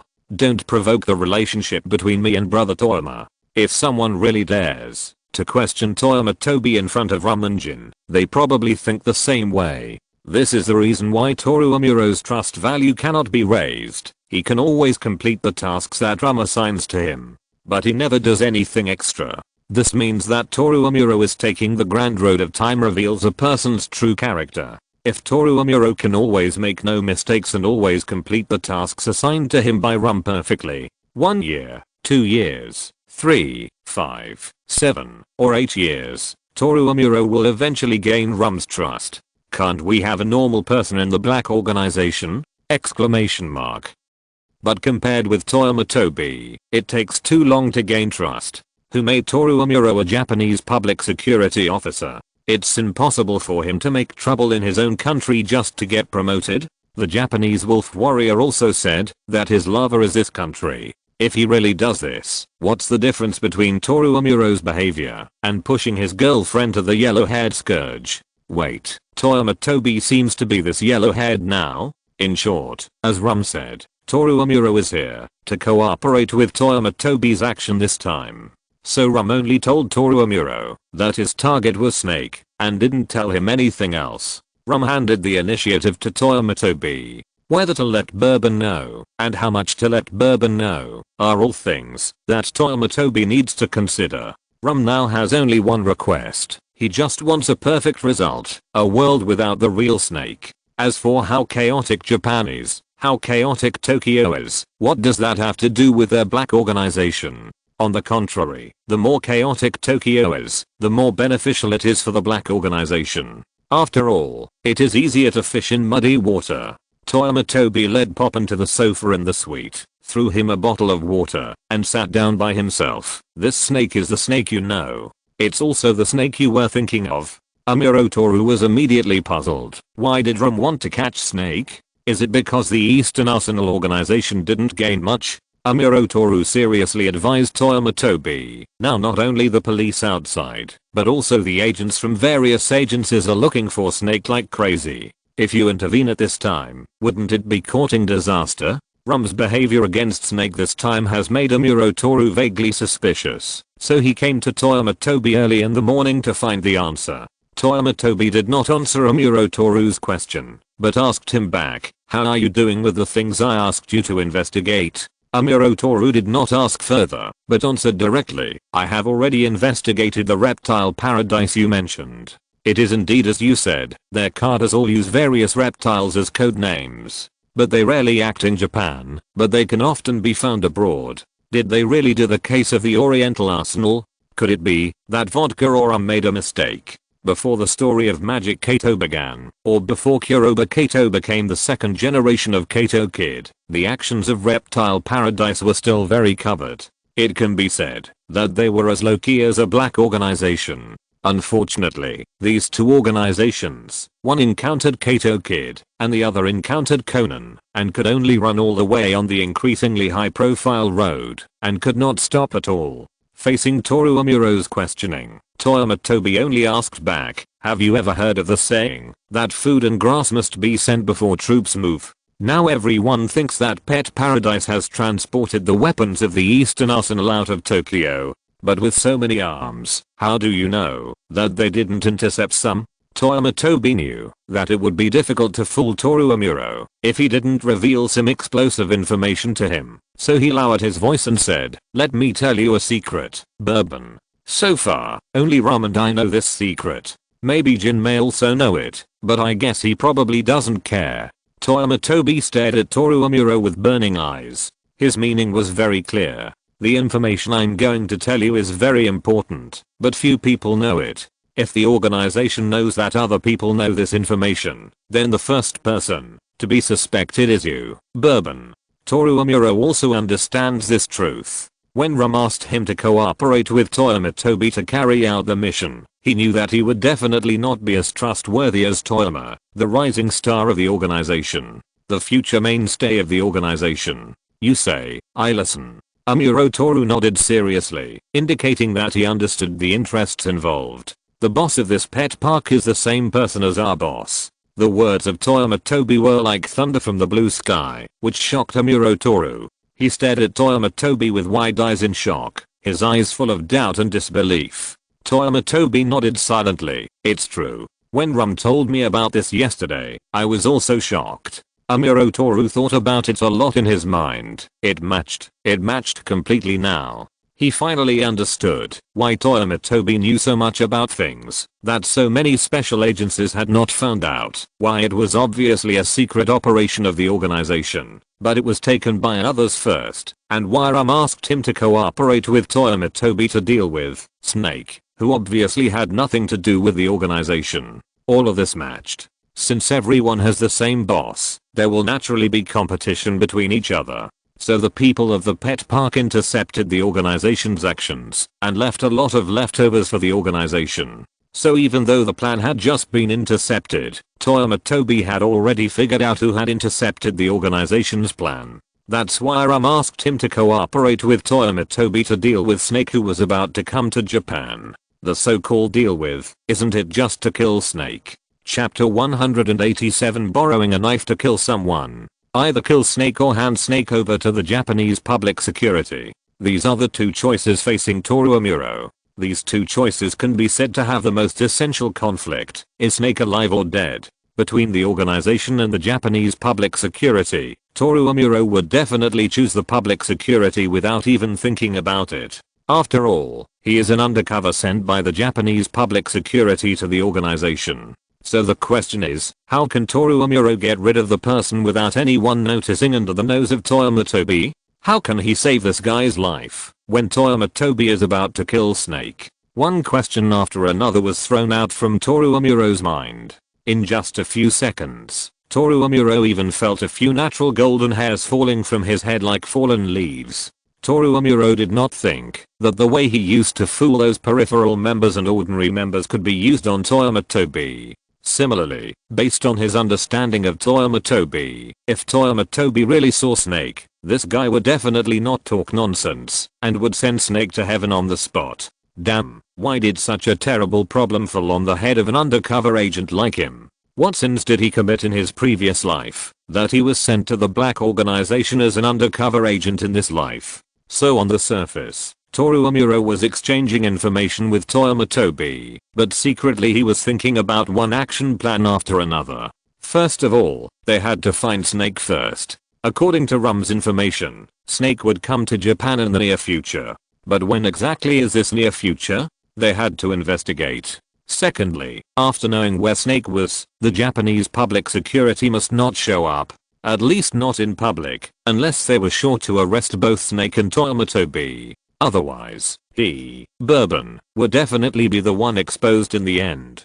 Based on Bourbon's understanding of the organization is used to using double insurance to ensure the success of the mission. Maybe someone would be watching them perform the mission in secret. The most important thing is that Toyama Tobi was trained by Jin, and Toru Amuro did not think that Toyama Tobi's skills and shooting skills would be that bad. Otherwise, the operation of the Eastern Arsenal would not be led by Vodka and Toyama Tobi. The most important thing is that Toru Amuro has no idea what Toyama Tobi's identity is. Bourbon doesn't even know that the organization and Reptile Paradise have the same boss. Only people like Gin and Rum in the entire organization know this. So the question is, what is Toyama Tobi's identity if he knows this information? Just because he participated in the operation of the Eastern Arsenal? Come on. Vodka also participated in that operation, and Vodka was the leader. Doesn't he still know nothing? Unknown enemies are the most terrifying. If the entire organization goes crazy because Toyama Tobi is arrested or shot, the situation may be worse than it is now. At least now the lives of most citizens have not been greatly affected. Toru Amuro only felt that his golden hair was leaving him one by one, but how could he save this bastard before Toyama Tobi got rid of Snake? Wait. Toru Amuro suddenly felt a long, shining needle piercing his chaotic brain. Get rid of it. Get rid of it. Rum said to get rid of it. Doesn't that mean that it doesn't necessarily have to be killed? If you think in this way, Bourbon, do you have any suggestions for this operation? Toyama Tobi asked Amuro Toru at the right time. Suggestions. Although Amuro Toru had already made up his mind, he decided to play it safe. What if Toyama Tobi already had a plan in mind, and this question was just to be polite to him? Bourbon. Based on Amuro Toru's understanding of Toyama Tobi, this grandson always knows how to mess with people's mentality, and will never give up such a good opportunity. When Rum said to get rid of it, did he mean to kill him? No, Rum only said to get rid of Snake. As for how to deal with him, that's our choice. In that case, why don't we choose to kill with a borrowed knife? Amuro Toru saw that Toyama Tobi was really asking for his advice sincerely, so he frowned and thought hard, and said to Toyama Tobi, after thinking for a long time, kill with a borrowed knife. That's right. There are too many forces in Tokyo that want to find Snake now. Even if we can find Snake before others, we might be targeted by others. Instead of that, why not just use other forces to get Snake and kill him? The more Toru Amuro spoke, the more confident he became. Toyama Tobi had already figured out Toru Amuro's idea. The so-called killing with a borrowed knife was fake, and letting the Japanese public security get Snake was real. This is the advantage brought by the difference in intelligence. Toru Amuro didn't know that Snake was a destined scapegoat nominated by Toyama Tobi and Rum. He really thought that Snake had intercepted Who from the Who organization. So he thought that Toyama Tobi would not care even if Snake fell into the hands of other organizations. In an organization, standing idly by, kicking someone when he is down, and adding fuel to the fire are all extraordinary virtues. People in the organization do this to their own people, not to mention the cadres of the brother organizations. How could he not do something like stabbing his brother twice when he saw him? Amuro Toru was the type who moved the abacus beads right in front of Toyama Tobi and then smashed the abacus beads directly into his face. Regarding Amuro Toru's plan killing with a borrowed knife, it sounds very feasible. Toyama Tobi nodded vigorously and then readily agreed to Amuro Toru's plan. Perhaps because Amuro Toru is a character in the play, his judgment of the situation in Tokyo is not as calm as Toyama Tobi. Amuro Toru really thought that everything would be fine and the storm would be calmed down after Snake was caught. Bourbon is still too naive. Since Amuro Toru wanted to struggle, Toyama Tobi didn't mind letting him see what kind of yellow-haired people his lover was in contact with. Compared with those yellow-haired people, Toyama Tobi felt that he could be considered a good person. I kill people, I set fires, I blow up buildings. But I know I'm a good boy. Then let's make the plan like this for now. After we find Snake's whereabouts, we'll spread the word to the organizations that are looking for Snake. Let them take him away. I guess those bastards in the pet park will be very surprised when the time comes. Toyama Tobi let out a villainous laugh. Amuro Toru heard Toyama Tobi's abnormal laughter. Although he thought he was abnormal, he still cooperated with him and laughed. Toyama Tobi suddenly stopped smiling and said to Amuro Toru, "You laugh like a psychopath." Bourbon. Amuro Toru, what the hell? Didn't you laugh like that first? Chapter 188. Look at my fresh sincerity. In the end, because they didn't know the exact time when Snake would arrive in Japan, Toyama Toru and Amuro Toru decided to act separately. Amuro Toru was responsible for keeping an eye on the airport, train station, bus station, and even the smugglers. Amuro Toru could not do these things alone and needed the cooperation of other peripheral members. Toyama Toru's main point was that he was helpless. He only had 2.5 subordinates at most, and that's right, Miyano Akemi could only be counted as half. Toyama Toru didn't intend to expose his subordinates to Amuro Toru's vision now. Maybe Amuro Toru was worried about himself and would not act easily, but he might not be so polite to his own subordinates. Toyama Toru didn't want the 2.5 subordinates that he had finally got to be confiscated by Amuro Toru for no reason. Then wouldn't my mission be in vain? Throwing this time-consuming and labor-intensive task that might not be rewarding to Amuro Toru, who was secretly ecstatic. Toyama Toru said that in order to prevent Snake from sneaking into Tokyo quietly, he decided to try to find Kato Kid. Toru Amuro was not surprised by Toyama Tobi's choice. When Toyama Tobi was in the Metropolitan Police Department, he had told him that the people in the reptile park had a feud with Kato Kid. Since Snake couldn't find him for a while, it was not impossible to look for Kato Kid first. After leaving the Metropolitan Police Department that day, Toru Amuro did not think about trying to find Kato Kid so as to find the people in the reptile park in a roundabout way. But when he retrieved Kato Kid's file from the Metropolitan Police Department, Toru Amuro couldn't help but silently sympathize with Jinzo Nakamori. How to say it? The file of Kato Kid in the Metropolitan Police Department is at least 1 foot thick. In this 1 foot thick file, the police have never had the upper hand in the confrontation with Kato Kid. This means that Toru Amuro has to start from scratch if he wants to find Kato Kid.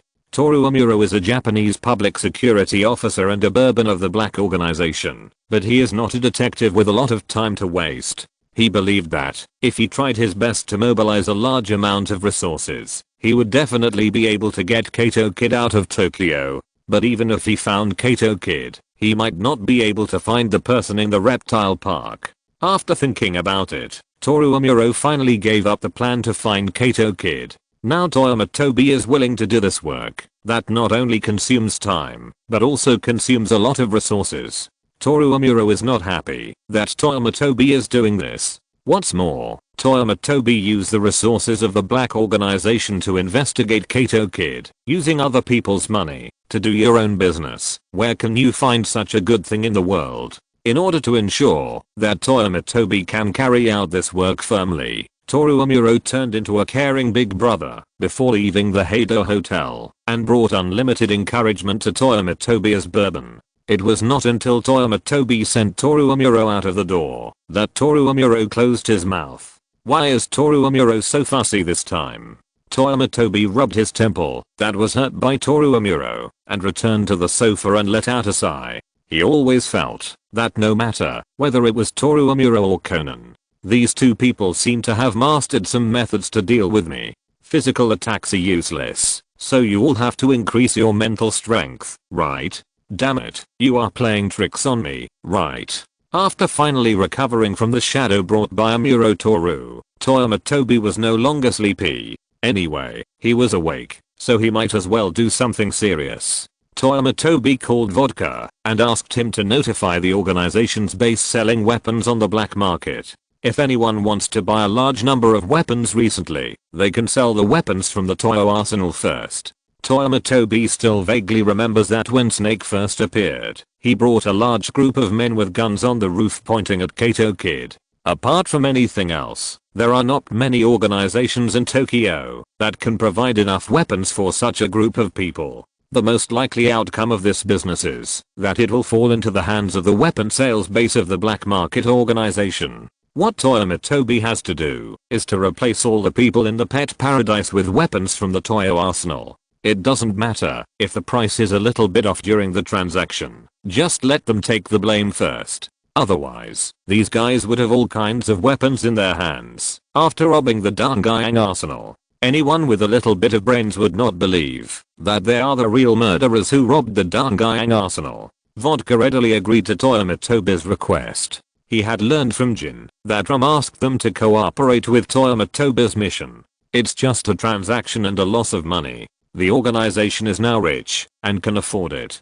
It should be said that, since Vodka has done big things with Toyama Tobi, he has gained a lot of experience. Now his waist is not sore and his head is not painful. He can fall asleep at night with a pillow, and the dark circles under his eyes are gone. I don't know how many times better his mental state is than before. As the first codenamed cadre in the organization who determined that Toyama Tobi would be a big leg in the future, Vodka is now proud of it. Except for Gin and Toyama Tobi, Vodka now looks down on everyone else in the organization equally. Big brother, Toyama daddy, please stand up. I'm not targeting anyone. I'm saying that everyone here is a good person. After arranging the work of Vodka, Toyama Tobi drove to the Metropolitan Police Department and found Takagi to ask him to help find a person's address. Toyama Tobi drove to Jiangushan with the address given by Takagi. When he came to the vicinity of Kuroba Kato's residence, Toyama Tobi found a seafood store and spent a huge amount of money to buy a fine, fresh, and unforgettable monkfish for Kuroba Kato. Toyama Tobi took the fish back to the door of the villa. Toyama Tobi grasped the etiquette of door-to-door visits very well. If he came without asking, he might break into the house later. He must bring a gift to feel at ease. This anglerfish is known as the western pufferfish and the eastern anglerfish in Japan, especially the anglerfish. Anglerfish is known as the best in the world. It not only tastes excellent, but also has extremely high nutritional value. After being carefully cooked by the chef, the taste is not ordinary. The most wonderful part of the anglerfish is the anglerfish liver, which is known as the undersea foie gras. The anglerfish liver is surprisingly large, weighing about a quarter of the whole fish. It is plump and delicious, with a delicate taste, and is in no way inferior to foie gras. The only shortcoming of this anglerfish is that it is ugly, which is shocking, strange, and abstract. From a distance, you can't even tell that this thing is a fish, and it doesn't look much better, even if you look at it up close.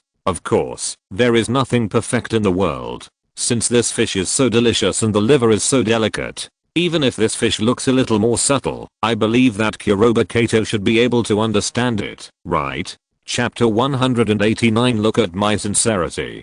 Kuroba Kato couldn't understand why someone would break into a stranger's house and sit on the sofa without a care, and there was a fish on the coffee table. Why is this fish so ugly? On this day, after a whole day of happy campus life, successfully seeing the skirt of childhood sweetheart Nakamori Aoko, and lurking in the locker room and finally being beaten out by the Iron Fist, Kuroba Kato returned to his home as usual. Kuroba's house is next to Nakamori's house, so Kuroba Kato was chased by Nakamori Aoko all the way, until the two of them went back to their respective homes. At the door, this pair of childhood sweethearts who had no accidents and only a few little secrets ended this eye-catching flirting. Kuroba Kato touched the back of his head that was hit by Nakamori Aoko with a mop pole and grinned. As a sultry high school student, Kuroba Kato enjoyed this level of playfulness, but his body couldn't stand it. White. Oh, it's such a pure color. When Kuroba Kato walked to the door, he suddenly thought of what Koizumi Hanzi said to him in class early in the morning. Koizumi Hanzi said that she had predicted in the morning that if Kuroba Kato went home tonight, there would be a disaster. As a high school student of the new era, a future magic master, and the heir of unscientific magic techniques, Kuroba Kato did not believe in Koizumi Hanzi's divination at all. Of course, he also sneered at Koizumi Hanzi's identity as a witch and the orthodox heir of red magic. The times have changed, and now the tricks of pretending to be ghosts are no longer popular. Kuroba Kato followed Koizumi Hanzi's words, and asked if there was any way to avoid the disaster. Koizumi Hanzi generously said that, if Kuroba Kato could go back to their castle with her, the disaster tonight would be self-defeating. Kuroba Kato immediately realized that this so-called divination was definitely said by Koizumi Hanzi, because she was greedy for her body. If I really go back to their house with Koizumi Hanzi today, I will be in trouble. For the rest of the day, Kuroba Kato forgot about Koizumi Akiko's divination, and then he suddenly thought of it when he stood at the door. There was a reason why Kuroba Kato thought of Koizumi Akiko's words. When he arrived at the door, he found that the hidden mechanism on the door had been triggered when he left home in the morning. This means that someone had sneaked into his home without his knowledge. It is even possible that this person has not left yet. Or thief who broke into the house. A robber who broke into the house. A detective who found out that he was in contact with Kato Kid. One possibility after another kept emerging in Kuroba Kato's mind. Unfortunately, he was not a detective, so he could not make accurate inferences. At this time, if he was a smart person, he would leave immediately and call the police, waiting for the police to deal with the uninvited guest in the room.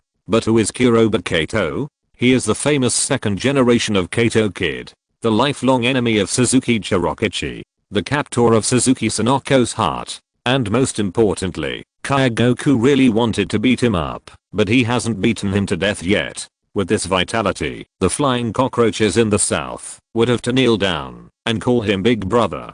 Kuroba Kato pretended to be unaware and just got home from school. He opened the door and shouted to the empty house, "I'm back." Then he smelled a fishy smell that made him shudder. Wait. How could this smell appear in his house? Exclamation mark. Kuroba Kato didn't care about hiding or keeping a poker face at this moment. He hurriedly rushed into the living room from the entrance following the smell, and then saw a young man in black sitting on the sofa in the living room and smiling at him. Kuroba Kato didn't care about the young man and the smile. What he cared about was, why was there a fish with its eyes open on the coffee table in his house? Fish. Kuroba Kato screamed wildly in his heart, but on the surface he tried to maintain the poker face passed down from Kuroba Tawichi. His eyes were fixed on the fish on the coffee table, and he fell into a strange circle. Kuroba Kato wanted to divert his gaze immediately, but he was afraid that, if he diverted his gaze so quickly, his weakness would be seen through. So he could only force himself to stare at this abstract looking fish. The faint seafood smell surrounded Kuroba Kato 360 degrees without dead angles. He seemed to be in a seafood market at this moment, looking deeply at this anglefish with eyes wide open. Yuan Shinfei looked at Kuroba Kato and the anglerfish communicating across the air, and smiled with satisfaction. It seemed that the host really liked the gift he brought. "I thought you wouldn't like this anglerfish. It seems that my vision for choosing gifts is still as good as ever." Kuroba Kato's state made Yuan Shinfei a little scared. He was really afraid that Kuroba Kato would rush up and eat the anglerfish raw in the next second. The picture was too abstract, and Yuan Shinfei could only carefully interrupt the affectionate gaze between Kuroba Kato and the anglerfish. Suddenly hearing Toyama Tobi's voice, Kuroba Kato remembered that there was not only this fish in the living room, but also an uninvited guest who came in without notice. He immediately retracted his gaze and glared at Toyama Tobi, who was sitting on the sofa. Who the hell are you? Breaking into someone else's house without permission, and even bringing a fish. Aren't you afraid that I will call the police? Toyama Tobi ignored Kuroba Kato's pretended boyish anger and said slowly, I'm Toyama Tobi, a detective agent, traveling from Bika Town to Ikoda. As for this fish, it is a gift I brought to you. Toyama Tobi smiled warmly. It's our first meeting. Please take care of me. Kuroba Kato. It shouldn't be, Kato kid. Kato kid. Kuroba Kato shuddered when he heard these 4 words and subconsciously maintained his poker face. What Kato kid? Did you find the wrong person? Kuroba Kato subconsciously began to play dumb, and his tone and demeanor were exactly the same as Conan's. To be honest, when Conan said what are you talking about, Xiaolin's sister, how could I be Shinichi brother, it was exactly the same as when Kuroba Kato was now. As expected, they are good friends who love and hate each other, sharing the same face and only changing their hairstyle. This quibbling look is really not a bit different. Don't worry, I will never find the wrong person, and if you are not Kato kid, your attention should not be on whether I found the wrong person. Instead, you should find a way to get rid of me.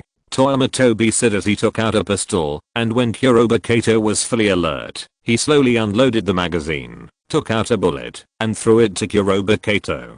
Kuroba Kato caught the bullet thrown to him, and took a closer look. He was immediately shocked and raised his head. Live bullet? Sometimes you really can't blame my poor quality of pictures, because he can't post high quality pictures. After the review, he didn't even let his brothers enjoy it together. TSK. If you're listening to this novel on a channel other than Fanfic World, it means they downloaded and uploaded it without effort. We cordially invite you to visit our channel, Mundo Fanfic Novelos. There you'll find the original version of this story and you can explore many other novels of various genres. We're waiting for you to immerse yourself in a world of incredible novels. Chapter 190 Heart-Beating Choice. Who are you? Kuroba Kato asked Toyama Tobi seriously, after seeing the bullet in his hand. Originally, Kuroba Kato should have sat opposite Toyama Tobi at this time, so that he would appear more imposing. However, the anglerfish on the coffee table really made him reluctant to accept the question. Kuroba Kato suddenly felt that it was also quite imposing to ask questions from a high position. Please sit down, we can talk slowly. Toyama Tobi warmly invited Kuroba Kato. Thank you, I'm not tired. Please sit for a while. There are many things to talk about later. Thank you, I'm really not tired and don't want to sit. Why don't you sit for a while? Before Toyama Tobi finished speaking, he was finally interrupted by the intolerable Kuroba Kato. His well-trained poker face finally broke down, and he cursed at Toyama Tobi. You asterisk. Who the hell are you, you bastard? And this is my home. My home. I sit when I want to sit. I stand when I want to stand. What right do you, a trespasser, have to control me? Hey, if you don't want to sit, then don't sit. Don't be impatient. Toyama Tobi suddenly felt that he seemed to have found his hidden talent. That is, he seemed to be able to break through others' defense very easily. From Amuro Toru to Kuroba Kato, neither of these two people is easy to meet. As for Conan, let alone the acting skills of adults, Toyama Tobi didn't find even a trace of Kudo Yukiko's acting gene in Conan. This thing may not even be able to act well with a paralyzed face. After teasing Kuroba Kato enough, Toyama Tobi started to talk about business. Let me add a little bit. In addition to being an excellent detective agent, I'm also a well-informed intelligence dealer. Yeah, I can see that.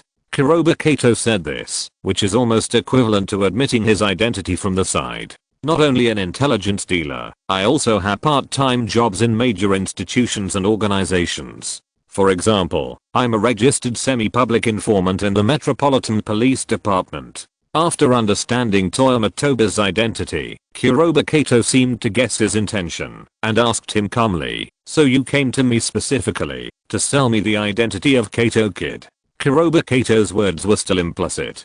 What's the difference between coming to sell the identity of Kato Kid and going to the door to blackmail him directly? Seeing that Kuroba Kato had misunderstood his purpose, Toyama Tobi immediately denied it. No, no, no, a good intelligence dealer will never come to your door to sell his intelligence. That is neither professional nor profitable, and most importantly, it offends people. I came to your house to seek cooperation with Kato Kid. Seeking cooperation? Is that how you ask for cooperation? Kuroba Kato looked at the bullets in his hand, and then at the anglerfish on the coffee table, and he was full of sarcasm. Toyama Tobi felt that he had something to say. The one in your hand is just to prove my cooperation capital to you. Having a gun in hand, but not using it, and not having a gun in hand, are two different levels of sincerity. As for this fish, it is really a gift I carefully selected. The more sincere Toyama Tobi was, the more angry Kuroba Kato was. Kuroba Kato admitted that the first half of Toyama Tobi's words made sense, but the second half of the sentence was that only his mother should know that he was afraid of fish. But why did this guy in front of him know about it? Kuroba Kato originally thought that Toyama Tobi had brought the fish to his house by accident, but now it seems that this grandson did it on purpose. For a moment, Kuroba Kato was a little unsure about the relationship between Toyama Tobi and his mother. Are they friends? As the saying goes, birds of a feather flock together, and it seems normal for his mother to have such a friend with a bad taste. But his mother has been wandering abroad all year round, and it is impossible to contact her for a while, and Toyama Tobi did not say that he was his mother's friend. Listen first, then see. Okay. Please don't mention the gift anymore. Tell me about the cooperation you mentioned. As you wish. Toyama Tobi nodded. As you can see, I'm a well-informed intelligence businessman, so I have a lot of information in my hands. For example, the identity of Kato Kid, such as the identity of the first generation Kato Kid. For example, the information about the mysterious organization that hunted down the first generation Kato Kid abroad. I have it all. Kuroba Kato's eyes widened when he heard this. Why did he want to become Kato Kid? Isn't it to find his father who was once active but disappeared 8 years ago? Now he learned from Toyama Tobi that his father was actually hunted down. Is my father still alive? Kuroba Kato didn't care about his poker face and asked Toyama Tobi anxiously. Sorry. Toyama Tobi said regretfully, since your father disappeared 8 years ago, I don't have any information about him. I don't know whether he is dead or alive. When Kuroba Kato heard Toyama Tobi's regretful apology, the whole person almost didn't hold it. But when he heard that Toyama Tobi didn't know whether his father was dead or alive, he really couldn't hold it. This person, is it sent by the fucking god to punish me? Exclamation mark. Although I, the second generation of Kato Kid, steal things, look under girls' skirts, and lurk in the women's locker room, I'm a good boy. I returned all the things I stole in the end. Why punish me like this? Although the two did not communicate for a long time, Kuroba Kato still deeply saw through the nature of Toyama Tobi. He knew that the more he broke through Yuan Shan for his defense, the happier he would be. This was Yuan Shan for his trick against him. He said he would not be fooled. Kuroba Kato regained his poker face and said to Toyama Tobi, let's continue talking about your cooperation. I received some intelligence that members of the organization that hunted your father are coming to Japan. I just need to find them. Since you have inherited the identity of Kato Kid, I think they will come looking for you again. Why are they hunting my father?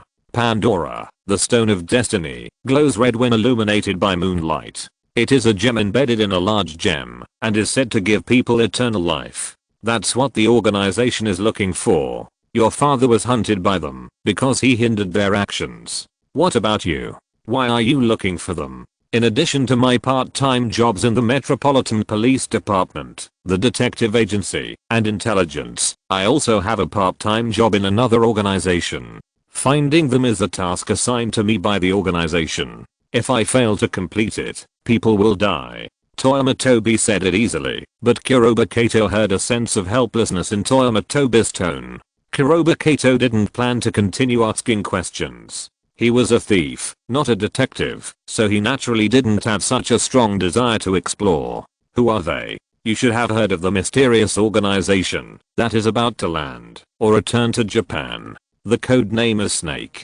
Chapter 191. Yuan Shan's sinister intentions break down the defenses of every partner equally. Snake? Yes. Is it the snake I know? Yes. The snake that the whole Tokyo black and white worlds are looking for. That's right. Toyama Tobi was like an excellent supporting actor, not letting any of Kurobe Kato's words fall to the ground. Even so, Kurobe Kato was surprised enough. The popular search for Snake in Tokyo's black and white worlds has developed to a level that Kurobe Kato can't understand. The gang members of the underworld are trying their best to find the damn snake. Even in the daytime, you can occasionally see gang members in groups of 2 or 3 on the streets, trying their luck on the streets with heavy faces. But the actions of the white world violent organizations are a bit strange. They are indeed racking their brains to find Snake. But unlike the underworld, the violent organizations seem to be more inclined to believe that Snake mentioned by Mariah TG is a native of Tokyo. Anyway, no matter what, the underground world in Tokyo is so lively during this period. Even Kurobe Kato has stopped his Kato Kid activities recently and has completely kept a low profile. He even secretly felt lucky that his father's other alias was Kato Kid, not some snake. Otherwise, with the current situation, Kurobe Kato would have a headache. And in the face of such a situation, the serious Snake actually dared to return to Japan. This operation was really beyond his control. At this time, Toyama Tobi comforted Kurobe Kato. You are still young, and although you have experienced a lot, it is indeed not much. Believe me, the longer you live, the more strange things you will see. This is the truth of living longer. Toyama Tobi's words did not mean to deceive Kurobe Kato at all. This was simply Toyama Tobi's life experience. After all, Toyama Tobi was still in elementary school when he first watched Conan. At that time, he could not imagine that more than 20 years later, the murder weapons in Detective Conan had evolved from fishing lines, thin steel wires, and cyanide to red beam paste, drowning someone in red beam paste. In his previous life, Toyama Tobi almost wanted to fly to Japan and drown the screenwriter of that episode in the toilet. Kurobe Kato, who lives in Tokyo, sometimes even says that you must not try to understand the brain circuits of a psychopath. Because if one day you understand the thinking logic of a psychopath, then I suggest you must seek medical treatment in time. Early detection means early treatment after a small mental shock. Kurobe Kato got back to the point. In other words, you want me to use the identity of Kato Kid to lure out Snake? So since it's a cooperation, what benefits can I get? According to what you said, if the mysterious organization is coming for Kato Kid, I can find a way to catch Snake by myself, right? I advise you not to do this if you don't want to die.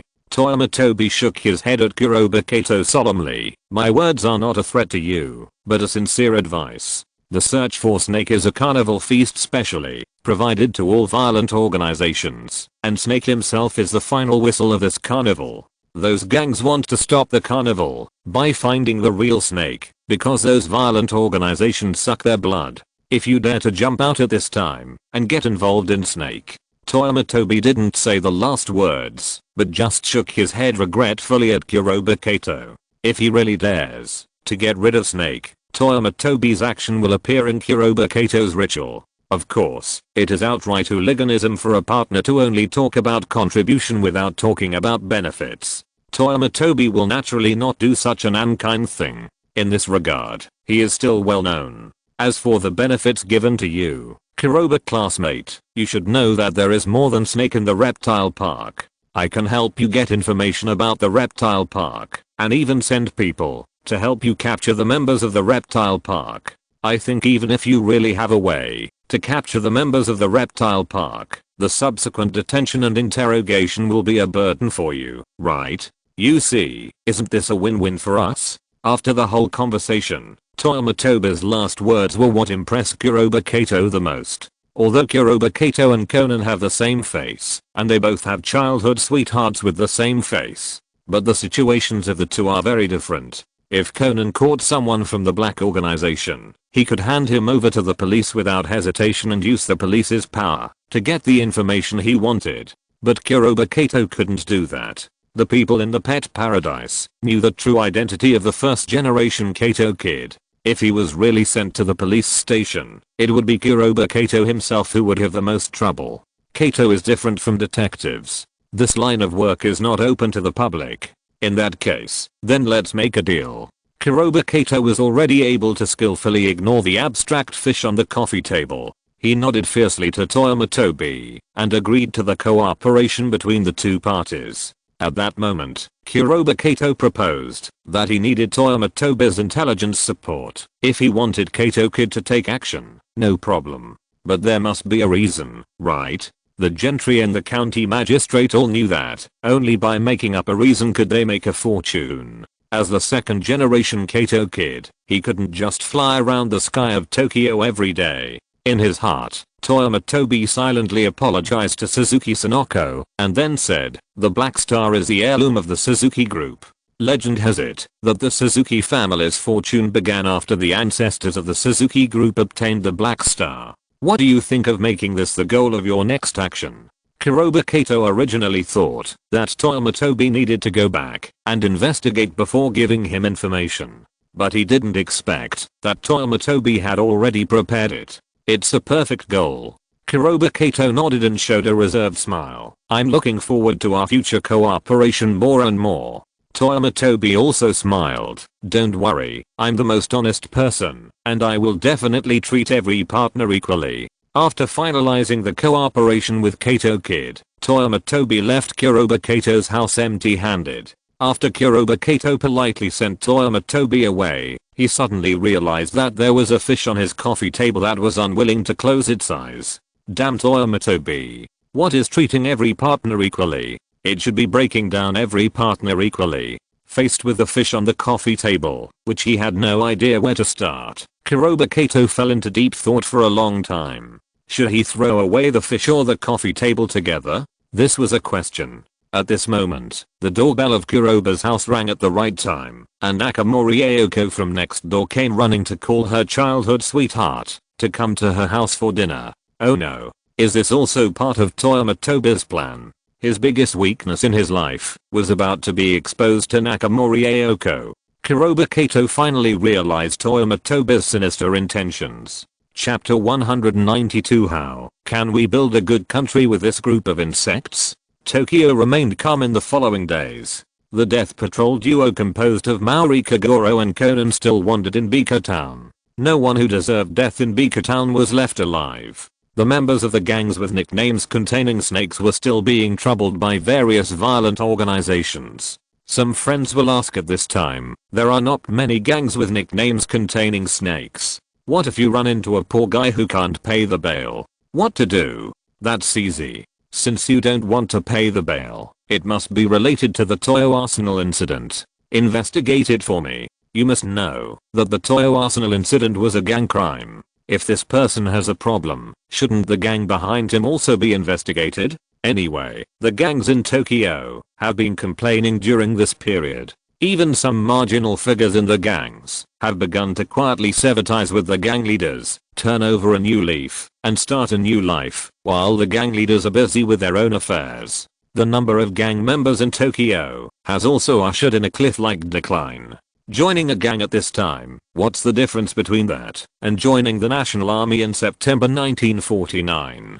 Just when Tokyo seemed peaceful on the surface, but actually had an undercurrent, the top newspapers on the Tokyo newspaper bestseller list suddenly began to bring up the history of the Suzuki Group's rise. Soon it will be the 60th anniversary of the founding of the Suzuki Group, so it's not surprising that the Suzuki Group is so popular at this time. The only thing that makes people feel strange is that these newspapers all mentioned the heirloom of the Suzuki Group in their reports. The pearl called the Black Star. In the era of traditional media, the formation of hotspots is often the first to discover the hotspots by large media and grab the first wave of traffic. The rest of the small media immediately follow up and eat some soup behind the big media. Of course, in order to survive, those small media naturally cannot be as objective and stable as the big media. They need to find another way and need to catch people's attention.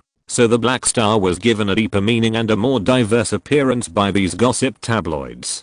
For example, some tabloids say that the black star will shed a tear when it is pointed at the full moon.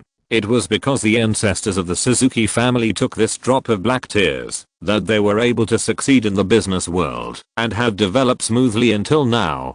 Other tabloids say that pointing the black star at the full moon on a full moon night will not shed any black tears at all, but with the help of the moonlight, the real black star hidden under the pearl will be seen. That is the most fundamental reason for the Suzuki family's prosperity. For a time, rumors about the Suzuki Group's heirloom black star intensified until a warning letter from Kato Kid pushed the development of this black star incident to its peak. April Fool's Day, when the moon separates the two of us, when the moon separates the two of us, under the name of the dark star, I will become the dark star, ride the waves, I will come, Kato Kid, Kato Kid. Is this the bait you used to attract Snake? In the suite of the Heido Hotel, Amuro Toru flipped through various gossip tabloids with a speechless expression. Why, do you have a better way?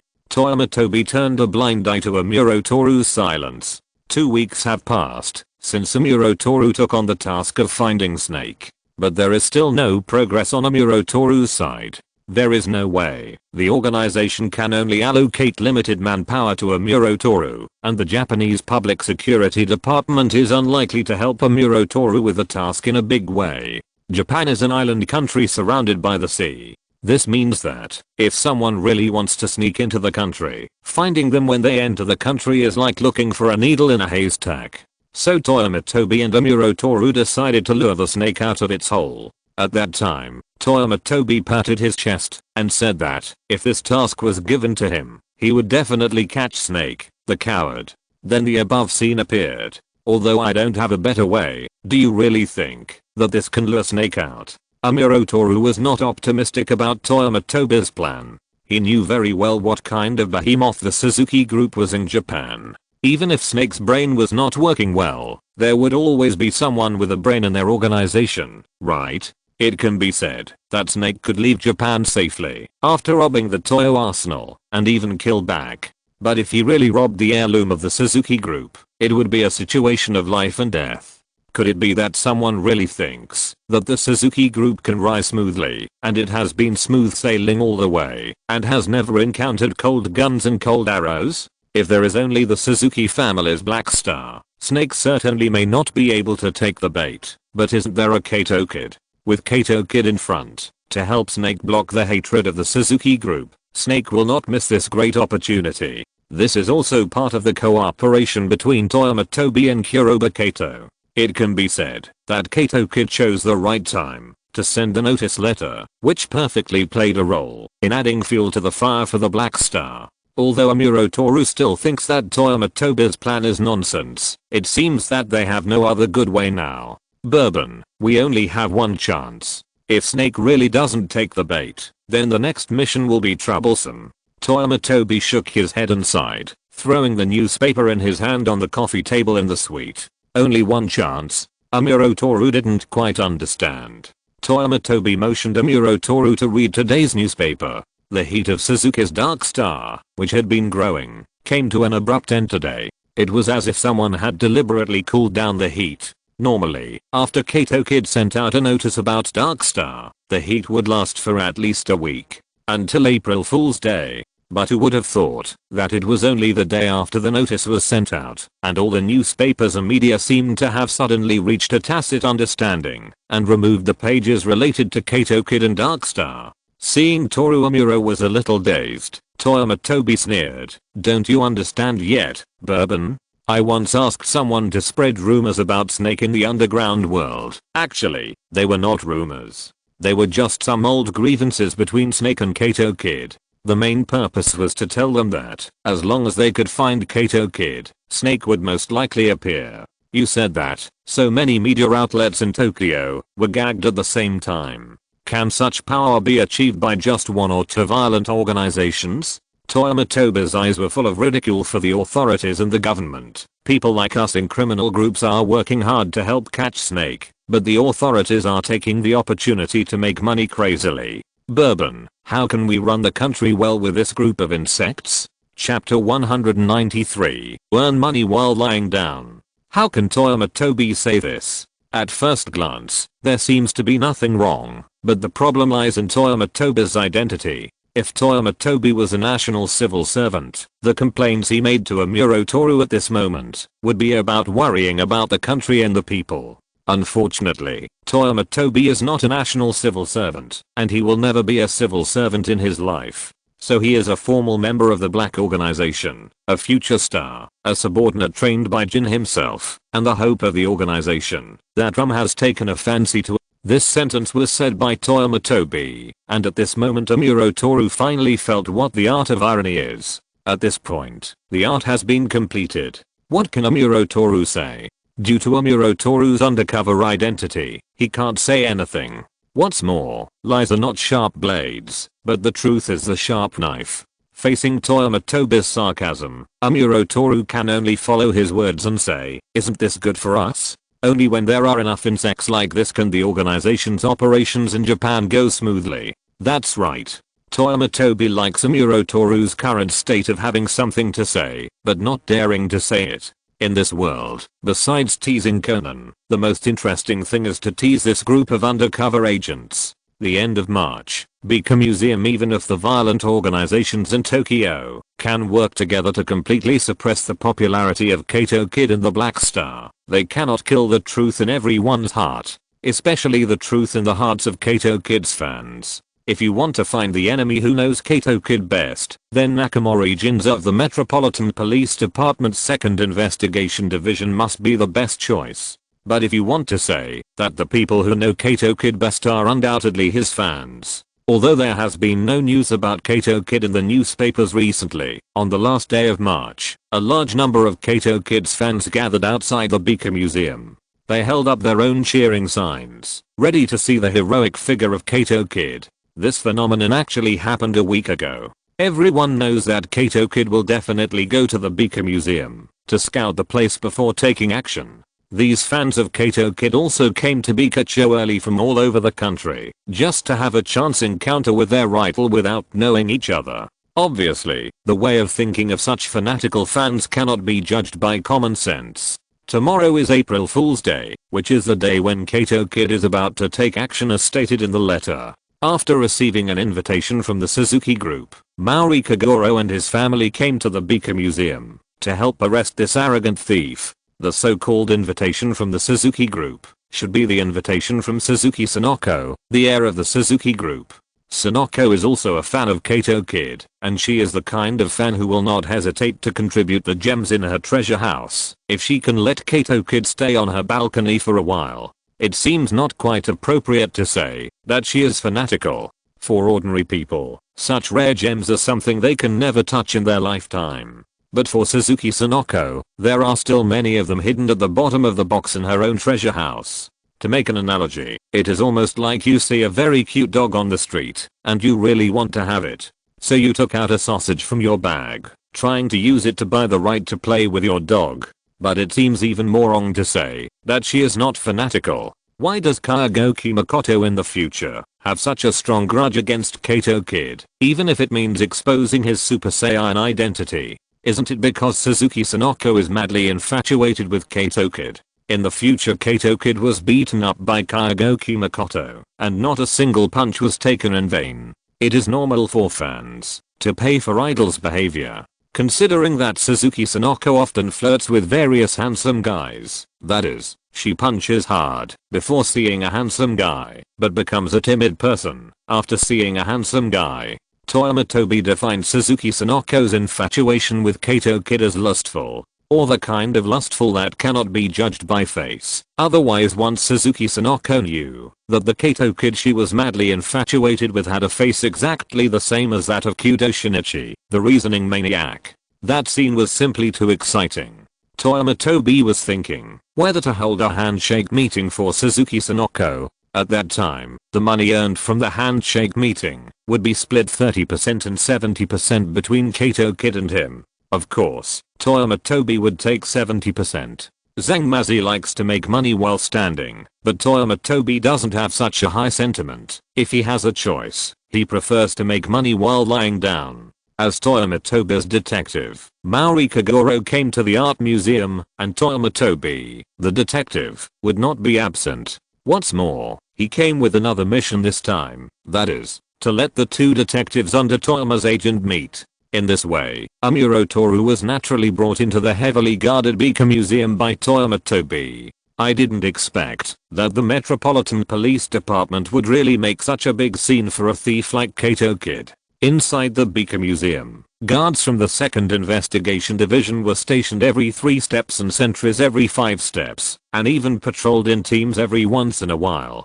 Those who knew that this was a scene to catch a thief, and those who didn't know, would think that a big shot from some country came to visit the Bika Museum. Metropolitan Police Department. There are more than just people from the Metropolitan Police Department in the museum now.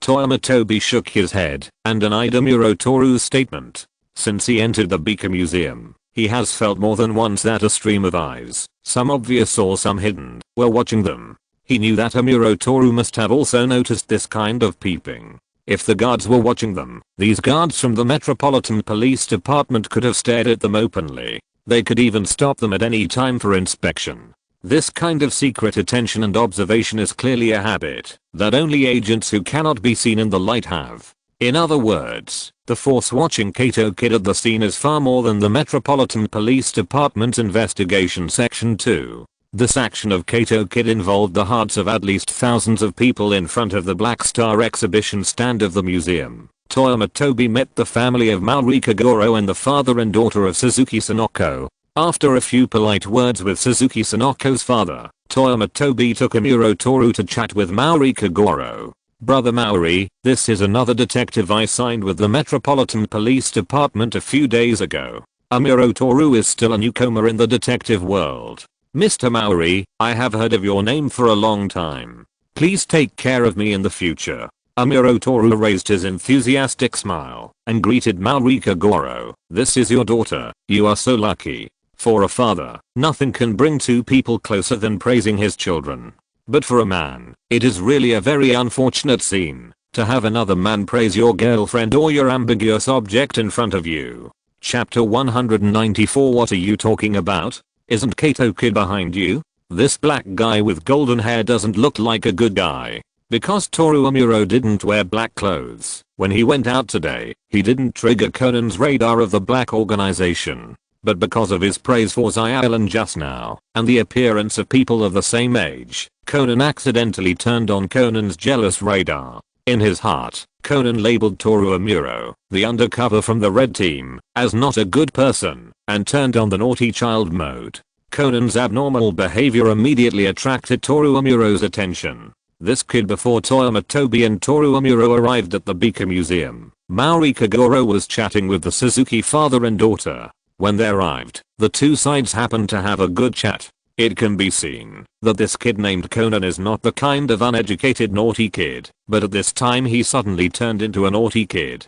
Toru Amuro looked at Conan, who was throwing a tantrum, and then looked at Zyallen, who smiled apologetically at him. He immediately understood. So this is a kid with a sister complex. It can only be said that kids of Conan's age sometimes do have a very good impression of older women. Not to mention that Maori Kagoro just introduced that this Conan is a child who lives in their home. Amuro Toru's curiosity about Conan ended there. After a while of awkward chatting, the two sides separated at the right time. Amuro Toru and Toyama Tobi stood in front of the French window next to the exhibition stand of the Black Star in the museum. Amuro Toru took out the notice letter of Kato Kid.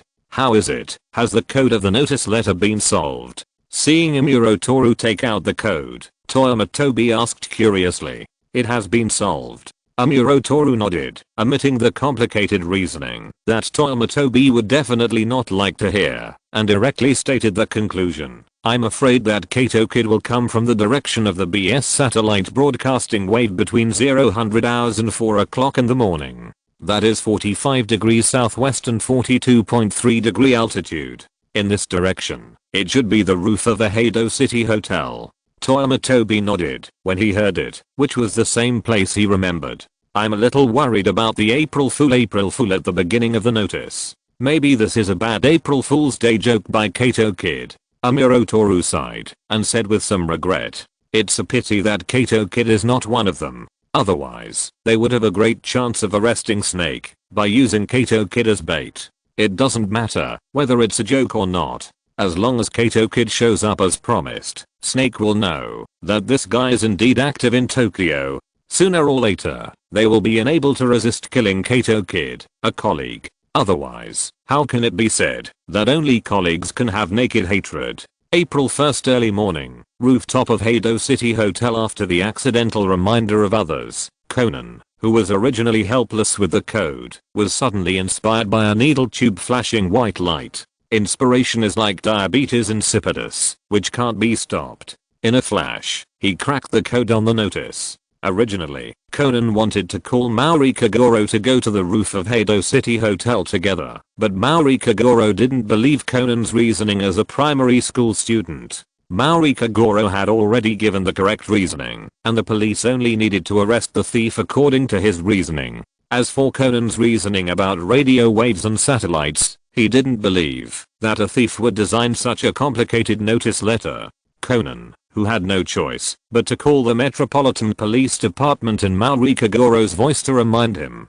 Because he was worried, he hurried to Heido City Hotel alone in the middle of the night. As soon as he entered Heido City Hotel, Conan felt that the atmosphere of the hotel seemed a little wrong. Pedestrians coming and going or stopping outside the hotel lobby and the staff inside, all made Conan realize that the atmosphere of the entire hotel was a little tense. The Metropolitan Police Department acted so quickly this time. Conan was a little surprised. He just called the Metropolitan Police Department to remind him, but he didn't expect that there were police officers squatting in the hotel in a blink of an eye.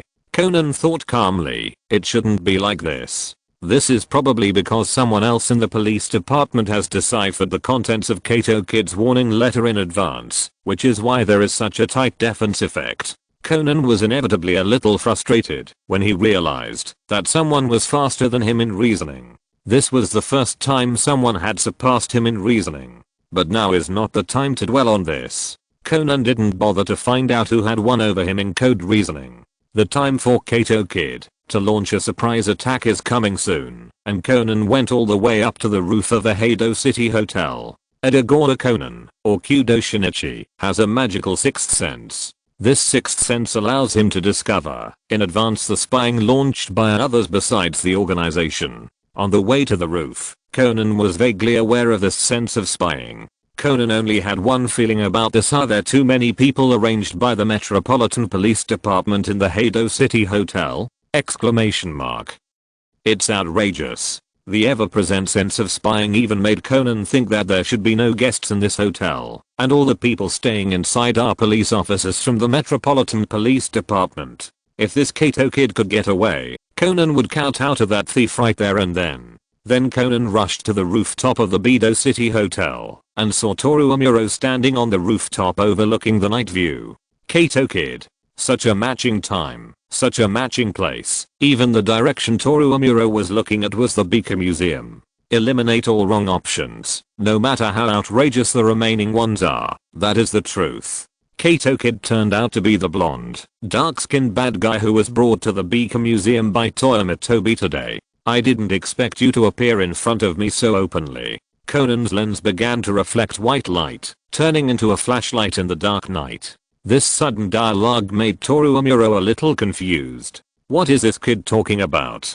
Conan put down the empty can, then inserted a firework and quietly lit it. After the fireworks made a sound like a sky monkey, they bloomed into a gorgeous pattern in the night sky. This series of operations deepened Toru Amuro's confusion again. Little boy, what are you doing? I'm setting off fireworks, Amuro Jedge. Conan suddenly smiled innocently, then his face changed, and he said calmly, pretending to be cool, maybe I should call you Mr. Kato Kid. Amuro Toru finally understood. It turned out that this kid thought he was Kato Kid. Although I don't know why Conan ran here in the middle of the night. Amuro Toru smiled and pointed behind Conan. But if you are looking for Kato Kid, I think you should look back.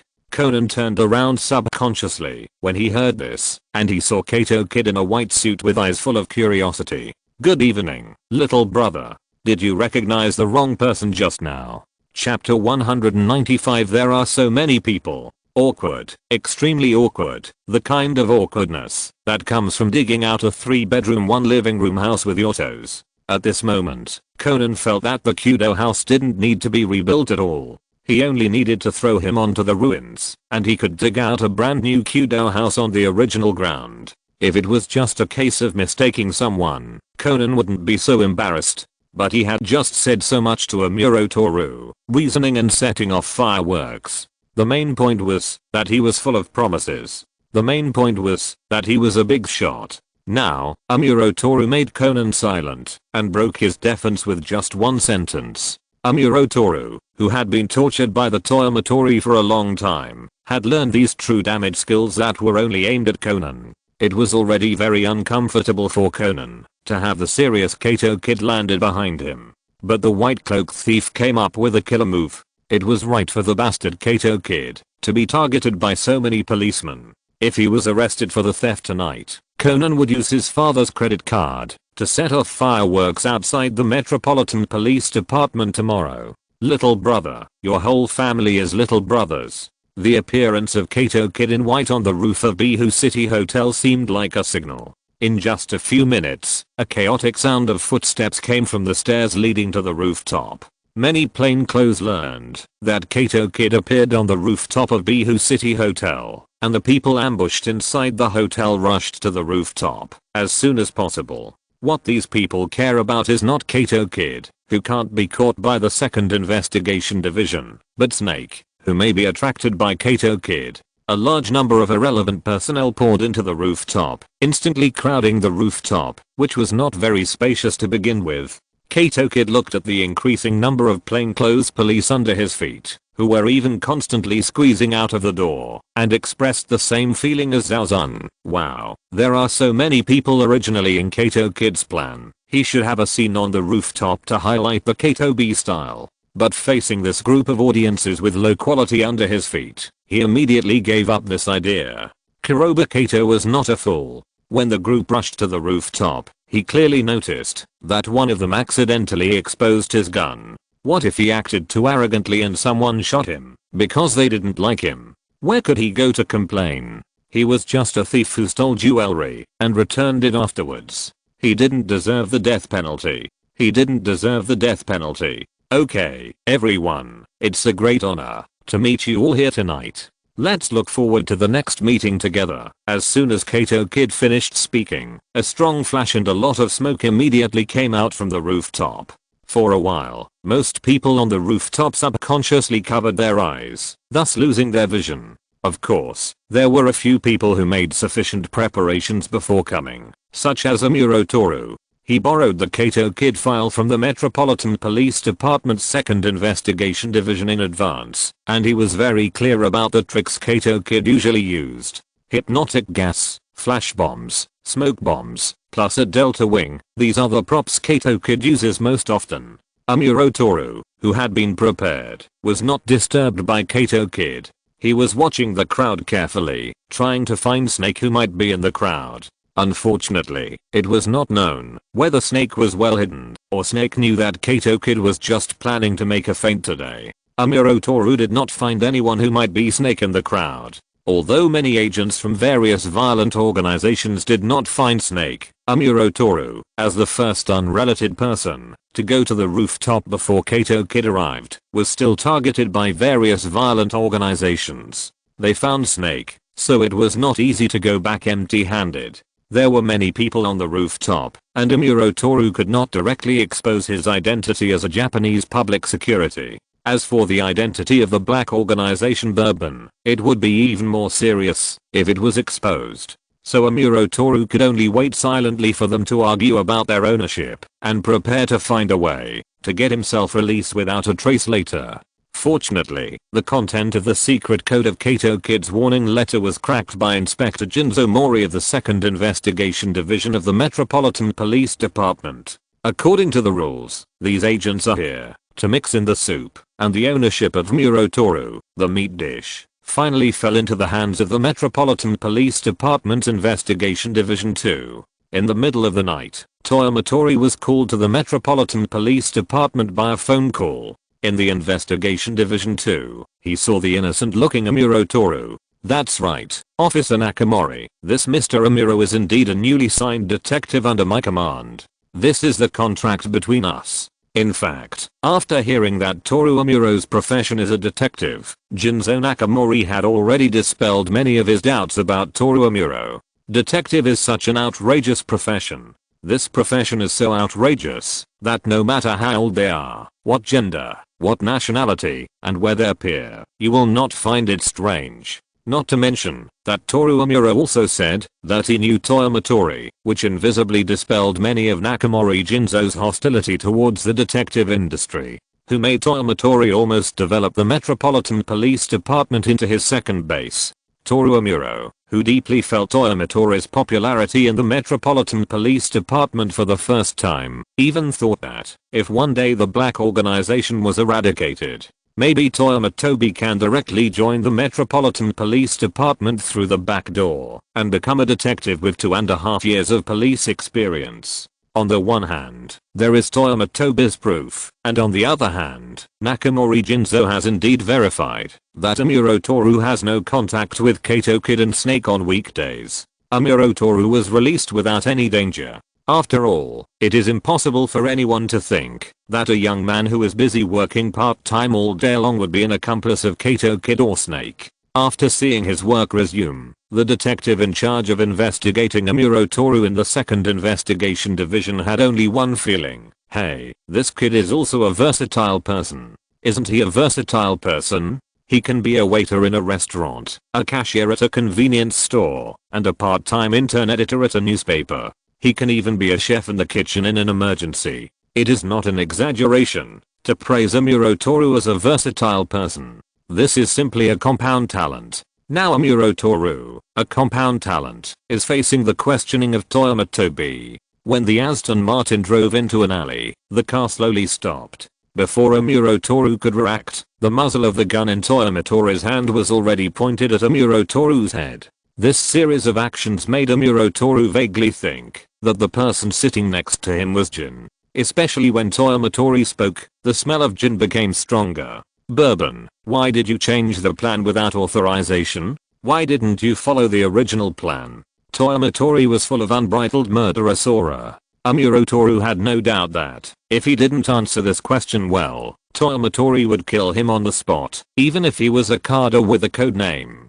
Damn, this guy really deserves to be taught by Jin. They are really a master and apprentice who were carved from the same mold. Today, my wife's family had a dinner party, half a catty of white wine, 2 glasses of beer, and a glass of white wine. I feel like I have been fished out of the water now, sweating profusely. Chapter 196. What is the mental state of Yuan Shinfei? Bourbon, don't be silent, give me an answer. The finger of Toyama Tobi on the trigger kept tightening. If Toru Amuro continued to remain silent, he would not mind shooting him here. Although undercovers in the organization such as Toru Amuro and Rina Mizunashi were a source of fun for Toyama Tobi, it did not mean that he would be led by the nose by these people. Toyama Tobi's attitude was very clear. He did not care at all that undercovers such as Toru Amuro messed around in their missions. Anyway, after the East Arsenal incident, Toyama Tobi had already gained full trust in the organization. The failure of the mission was not taken seriously at all. As long as Toyama Tobi could find the right person to blame, whether it was Rum or Jin, people would think that it was not, that Toyama was not good, but that his teammates were too rubbish. This trick was learned by Toyama Tobi from a sports star in his previous life. As long as the publicity was done well, there would always be loyal ministers and filial sons who would throw the blame on their teammates. Isn't the East Arsenal robbery more convincing than the nomadic dynasty? But the premise of all this is that Toru Amuro can provide Toyama Tobi with a reasonable explanation. If you don't even want to explain. Toyama Tobi said that he did not accept cold violence. If you want to use cold violence on him, then taste the power of this passionate 9x 19mm parabellum pistol bullet. Fortunately, Amuro Toru had already thought of an excuse for going to the Heido City Hotel. The hesitation just now was just because Toyama Tobi's action that resembled Jin was shocking, and he didn't react for a while. Because of Snake. Amuro Toru's expression did not change, sitting motionless in the co-pilot, and answered, "Too many people go to Hado City Hotel. I'm a little worried. If something unexpected happens and Snake escapes, I don't know when I want to find him next time. So I appeared in Hado City Hotel at that time." Normally, Amuro Toru's explanation to this point is enough when facing suspicion. Those who can become cadres in the organization are not stupid. Of course, not being stupid does not mean that the mental state is normal. It may be that Toyama Tobi's determination to draw a gun and the sharpness of his eyes scared Amuro Toru. He was an undercover in the organization as a Japanese public security. Amuro Toru can die for eradicating the organization, but he can't die so worthlessly.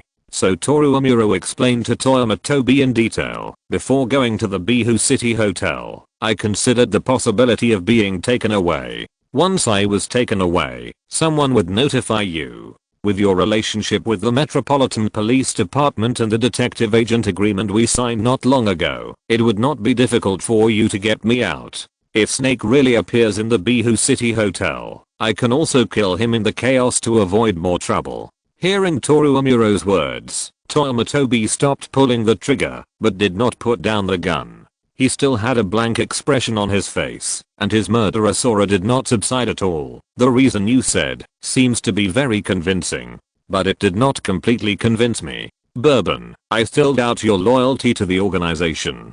Do you know that I'm the person in charge of this mission? Rum asked you to come here to cooperate with me, not to let me passively clean up your ass. The plan has made such a big change. Why didn't you report to me?" Toyama Tobi used the word report without hesitation. Reporting is a word used when reporting work, reflecting situations, making opinions or suggestions to superior authorities, and answering inquiries from superior authorities. That is to say, in the context just now, Toyama Tobi is the superior of Amuro Toru. Although Amuro Toru has the code name Toyama Tobi, in this mission, Amuro Toru is clearly a subordinate who cooperates with the work.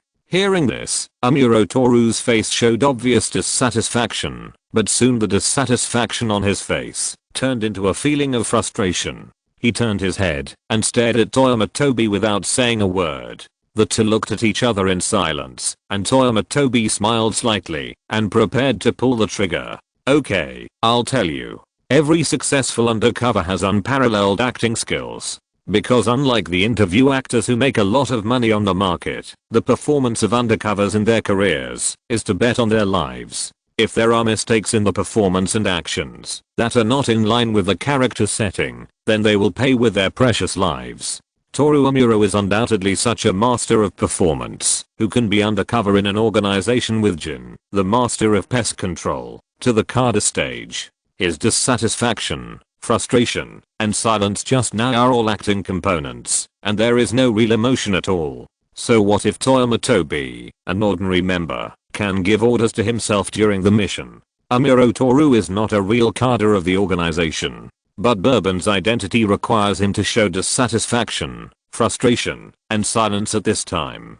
Until Toyama Tobi still had no intention of letting him go, and even prepared to kill him. Amuro Toru made two preparations. He tried to persuade Toyama Tobi one last time. If he could persuade Toyama Tobi, it would be the best. If not, for the next undercover mission, Amuro Toru can only find a way to kill Toyama Tobi here. In fact, Amuro Toru was not sure whether he could kill Toyama Tobi before he fired, but it was better to fight hard than to wait for death in the co-pilot seat. Then, turning his head, Toru Amuro calmly observed Toyama Tobi in the driver's seat, but he expressed his resentment. "Yes, I'm unhappy, but I don't want to tell you. I, Bourbon, am also a cadre of the organization. Why should I accept the leadership of an ordinary member like you? I make plans and work, but you get the biggest credit. Toyama Tobi, I tell you that there is no such good thing in the organization." Toru Amuro and Toyama Tobi looked at each other, but his guard in his heart became stronger and stronger, and his hands were ready to take action at any time. "If I can kill Snake today, I will submit the task to Rum. If you want me to work for you for nothing, you'd better give up this idea. Toyama Tobi, you'd better kill me now. No matter what your background is, I don't think anyone can save you if you shoot a cadre with a code name as an ordinary member." Toru Amuro was about to reach out to grab Toyama Tobi's pistol. Before his hand touched the gun, Toyama Tobi suddenly retracted the raised pistol. Reasonable explanation. Toyama Tobi nodded gently to show his approval of Amuro Toru's explanation. Although the reason is reasonable, it is not a reason for you to act on your own, so you have to make amends for your behavior next. Do you agree with what I say? Toyama Tobi's murderer Sora was completely suppressed, and his official attitude almost made Amuro Toru's waist slip. Amuro Toru imagined many kinds of Toyama Tobi's reactions, including but not limited to Toyama Tobi shooting in anger, Toyama Tobi pretending to be cold and dismissive, Toyama Tobi trying to win people's hearts with kind words. But there was no such thing as a sudden change of attitude, as if nothing had just happened. He even asked himself whether he agreed with his point of view. Just like office workers holding a group meeting in the morning. What kind of mental state is Toyama Tobi in? Exclamation mark.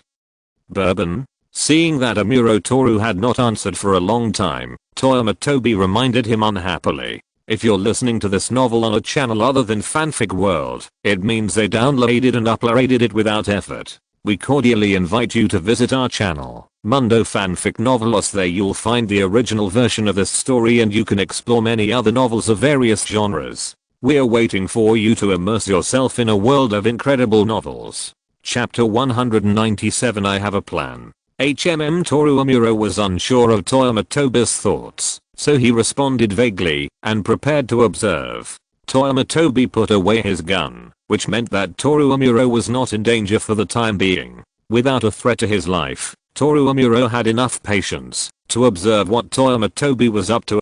Patience is a virtue for an undercover agent, and Toru Amuro has never lacked such a virtue. Very good. It seems that you agree with my point of view, so now I have a new plan. Toyama Tobi took out his mobile phone and operated it for a while, and logged into a fan forum of Kato Kid. This unofficial forum is very active at the moment, because Kato Kid just played a trick on the Metropolitan Police Department again. All fans in the forum have a morbid sense of pride. In Japan, a country with rigid classes and a clear future, Kato Kid's extremely high-profile style of doing things is entrusted with a certain alternative spirit of resistance. Here's a little known fact. From the pictures of Kato Kid's fans gathering every time, the number of male fans of this guy is not inferior to the number of female fans. This is obviously contrary to the gender ratio of fans of normal entertainment stars. Kato Kid's huge fan base makes this group full of hidden talents. The incident on the rooftop of the Heido City Hotel happened not long ago, and someone in the forum has already got the details of the incident. Even the notice letter left by Kato Kid when he left was uploaded to the forum. April 19th. Yokohama Port will set sail. I will take the ship of the Queen Cesareb to sail from Yokohama Port. I will see the real Dark Star on the ship Elizabeth, Queen Cesareb. Kato Kid. Kato Kid. This notice letter was found on the ground of the rooftop of the Heido City Hotel when most of the people on the rooftop had left. What is certain is that there are all kinds of talents among Kato Kid's fans. This notice letter is obviously circulated from the police. It was the first time that Toru Amuro, who was taken back to the Metropolitan Police Department for investigation, saw the second notice letter from Kato Kid. When he saw this notice letter, Toru Amuro immediately realized the seriousness of the matter. The Queen Celestia is a cruise ship of the shipping company under the Suzuki Group. April 19th is the 60th anniversary of the founding of the Suzuki Group. On April 19th, the Queen Celestia will depart from Yokohama Port as the venue for the 60th anniversary celebration of the founding of the Suzuki Group. In capitalist society, the influence of wealth is even greater than power. As a group with huge wealth, the Suzuki Group will definitely not be as easy to control as the Heido City Hotel. Even though special agencies boarded the ship to capture Snake, and they might have to say hello to the Suzuki Group in advance, it seems that Snake, who has returned, is very smart. He did not show up at the Heido City Hotel. Obviously, the plan of borrowing a knife to kill someone cannot be carried out. The Suzuki Group will not let those special agencies mess around at the celebration of their 60th anniversary. But as the mastermind of the looting of the Oriental Arsenal, Snake and his organization may not necessarily give face to the Suzuki Group. Yuan Shinfei pointed out Amuro Toru's concerns. Just as he said, if those special agencies only sent a small number of agents, they might not be able to defeat the reckless Snake. This thing only requires a simple change of perspective. If the organization is in Snake's current situation, do they need to care about the face of the Suzuki group? Jin dared to drive an Apache, to shoot at the Tokyo Tower, and he didn't even give the face of the entire Japanese government. How can he give you the face of a group? Snake, who dared to directly loot the Oriental Arsenal, would certainly not give up his actions for the sake of the face of a mere Suzuki group.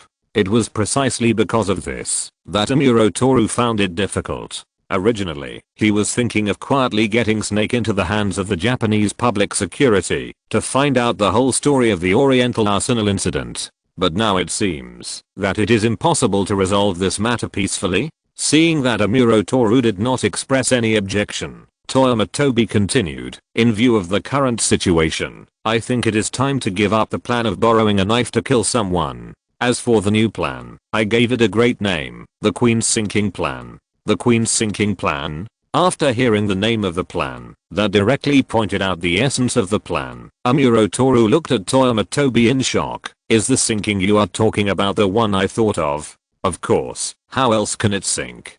Toyama Tobi said to Amuro Toru as a matter of course. Amuro Toru was shocked and speechless for a while. He thought that Toyama Tobi might gather a group of good organizers to sneak into the Queen's Cerebab and have a passionate gun battle with Snake. But he didn't expect Toyama Tobi's means of executing the mission could be so rough. Young people learn things quickly. How long has Toyama Tobi studied with Moriarty G? He didn't know how much of the basics of architecture he had learned, but he looked very advanced in blasting. Moriarty G only had this bad habit, and Toyama Tobi had learned it all. Otherwise, why is it said that it is difficult to learn good things, but it is easy to learn bad things? Toyama Tobi's choice of the entry point for the mission was something he had never expected.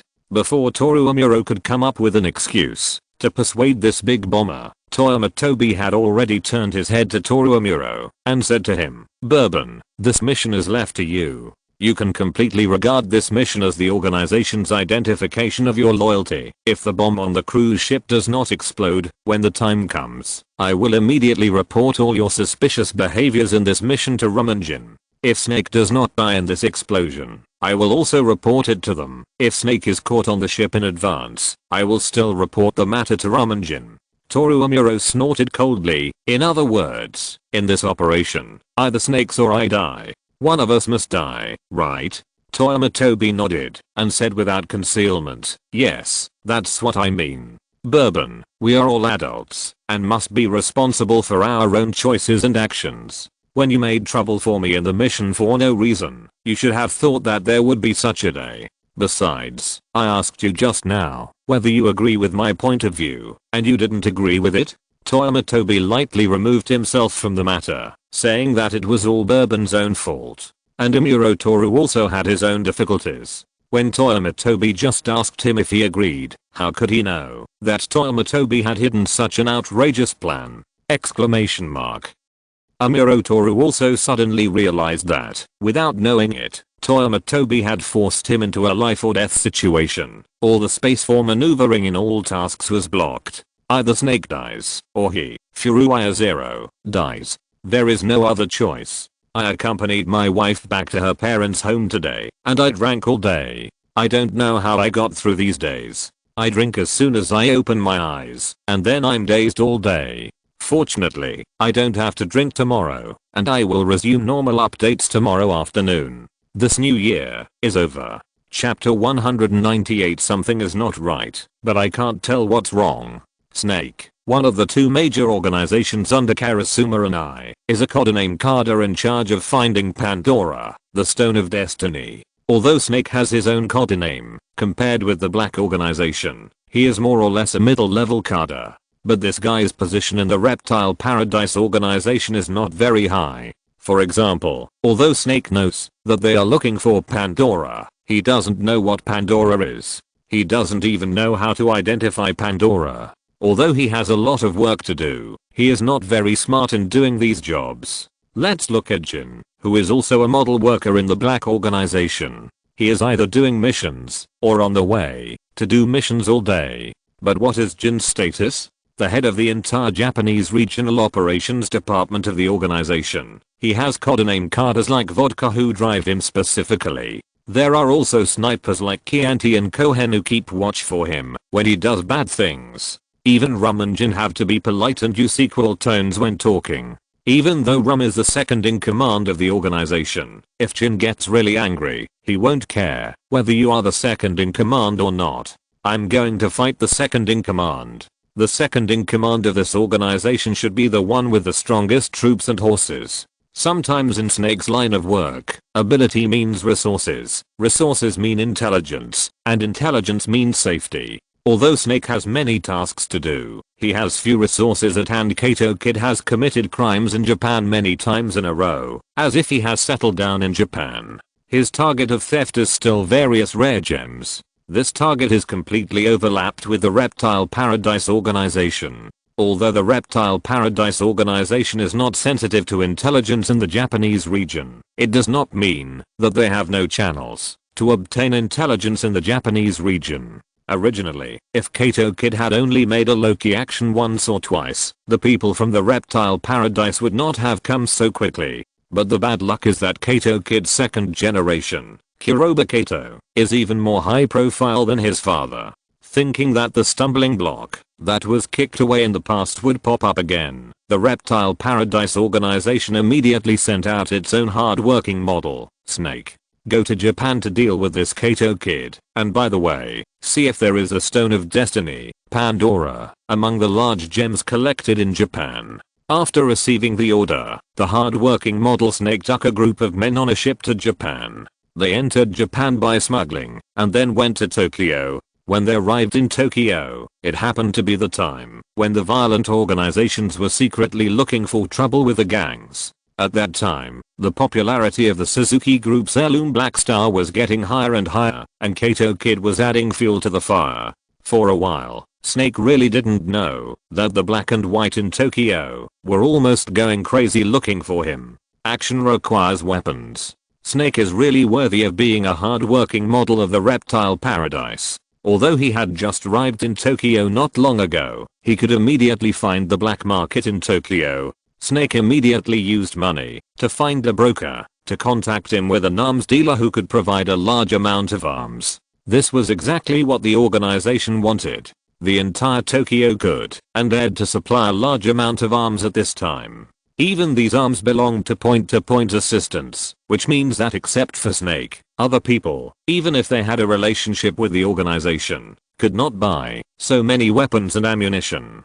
Snake never dreamed that he would actually buy a single soldier anti-aircraft missile from a Japanese black market arms dealer. It was so outrageous.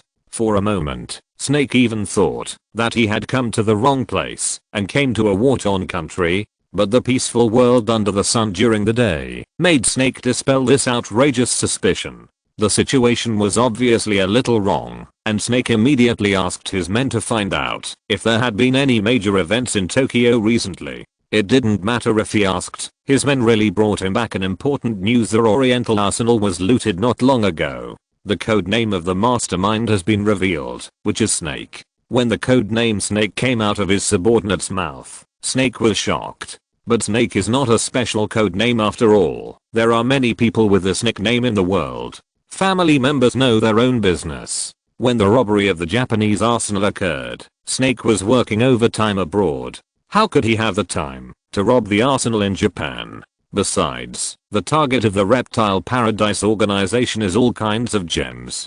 They are not like Kato Kid, who has to find a way to return the gems to the victims after robbing them. The gems that Reptile Paradise has robbed are theirs. I robbed the gems with my own ability. Why should I return them? Before long, these gems will be circulated from an underground black market, and then they will be changed hands one by one, and finally disappear from this world, as if they have never appeared. This also means that the Reptile Paradise organization has an enviable cash flow. They don't do scientific research. What can't they buy with money? Snake had quite complicated feelings towards this colleague who used the same code name as himself. While he, Snake, was still working overtime on the mission, the other person had already done such a big thing.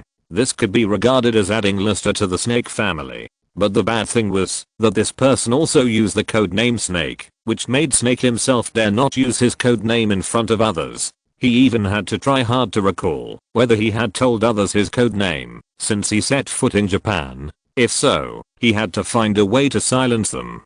Fortunately, Snake was cautious along the way and did not tell others his code name. This caution saved him this time. So Snake began to lie dormant. The popularity of Kato Kid and his notice letter made Snake unable to continue to lie dormant. He originally came to deal with Kato Kid and collect some rare gems. Now that Kato Kid has appeared, Snake must start to act. Fortunately, this is not the first time Snake has fought Kato Kid. It is well known that Kato Kid does not use a gun. I have so many men and so many guns under my command. Even if Kato Kid can fly, what can it do? As long as Kato Kid dares to show his head, Snake will let him know what it means to be shot to death. His action last time was a little slow. After attacking Kato Kid, his body was not found. This time Snake vowed not to make the same mistake again. So he sent Kato Kid's warning letter back to the organization headquarters. There was no way, whether he was his subordinates or not. They simply couldn't understand what Kato Kid wrote in the warning letter. The work of deciphering codes still needs to be done by professionals. There are more below. Chapter 199. Afraid of the hardship of his brother, and afraid of his brother driving a Land Rover. Soon, the Pet Paradise Organization headquarters replied to Snake. They must have known the IQ level of their hard-working cadre very well. From receiving the notice letter to deciphering and sending it back, they did not dare to delay for a second. They were afraid that, if they sent the analysis late, this stupid boy would be fooled by Kato Kid. Snake obviously had a full understanding of his own abilities. He could do well to lead his men to charge into battle and oppress the good. But when it comes to playing with the brain, I'm sorry, everyone, what is the brain? With Snake's IQ, zombies would have to curse and shake their heads and run away when they saw his brain. Because Snake listened to the advice, he successfully avoided the first wave of murder. Later, he found the second notice letter left by Kato Kid on the Kato Kid fan forum. In this notice letter, Kato Kid did not use a code again, but told everyone in a very polite manner, "I was just teasing you last time, and we will be serious next time." It's good to be serious. Snake was extremely satisfied with the place chosen by Kato Kid for his burial. Buried in the sea, the final destination of this Kato was quite romantic. For a while, Snake found another broker and split his men into small groups and sent them to the Queen Celestia cruise ship as staff. He also used a lot of money to lure and threaten his family to get the original management of the Queen Celestia to help transport the weapons to the ship. Everything is ready. Now he just needs to wait for the Queen Celestia to set sail from Yokohama port, and then Kato Kid will show up and Snake will be able to complete the task smoothly. As for how to get away, after completing the task, he has such strong firepower in his hands, and there will be so many rich and noble hostages at that time. Snake even thinks that he should be a little arrogant at that time. Local colleagues have already set an example for him. As Snake, he is naturally unwilling to be inferior to others. With the Queen Celestia whistle, it means that it has left the berth. With the fiery red sunset, the Queen Ciceraba left Yokohama port and sailed on its own course. On the dock, Toyama Tobi looked at the Queen Ciceraba that was gradually going away and said to Gin and Vodka beside him, "It's up to Bourbon next. I hope he won't do anything weird this time." It doesn't matter. Anyway, there is a backup for this mission. If Bourbon really didn't detonate the ship, Gin, who was standing next to Toyama Tobi, showed a cruel smile. That proves that this guy is really problematic. The organization doesn't need guys with questionable loyalty. Toyama, you did a good job this time.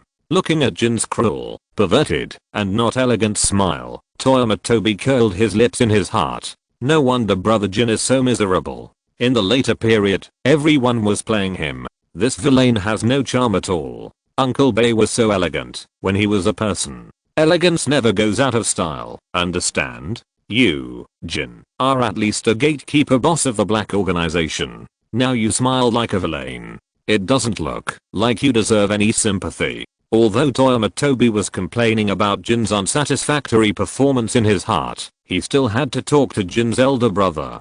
who made Jin's elder brother his most reliable financial sponsor. What is the sweet words of a working man? Toyama Tobi could see that Jin was in high spirits at the moment, and he didn't know whether Jin was happy to save Rum's face or excited to catch a rat again. Anyway, since Toyama Tobi reported Bourbon's abnormality to Jin, Jin didn't care about Rum's feelings at all and took over this task forcefully. Yes, Toyama Tobi lied to Amuro Toru. He never intended to hide this matter from Amuro Toru to cause trouble for himself. Amuro Toru's choice is actually obvious. Referring to M9, the conspiracy on the horizontal line, as long as the bomb is placed in a proper position, it will leave enough time for the people on the ship to escape after the explosion. A designer of a cruise ship in M9 can do such precise control, not to mention Amuro Toru, who is backed by the Japanese Public Security Bureau. If Toru Amuro can complete this letter of surrender, it means that Bourbon's trust in Rum will be greatly increased.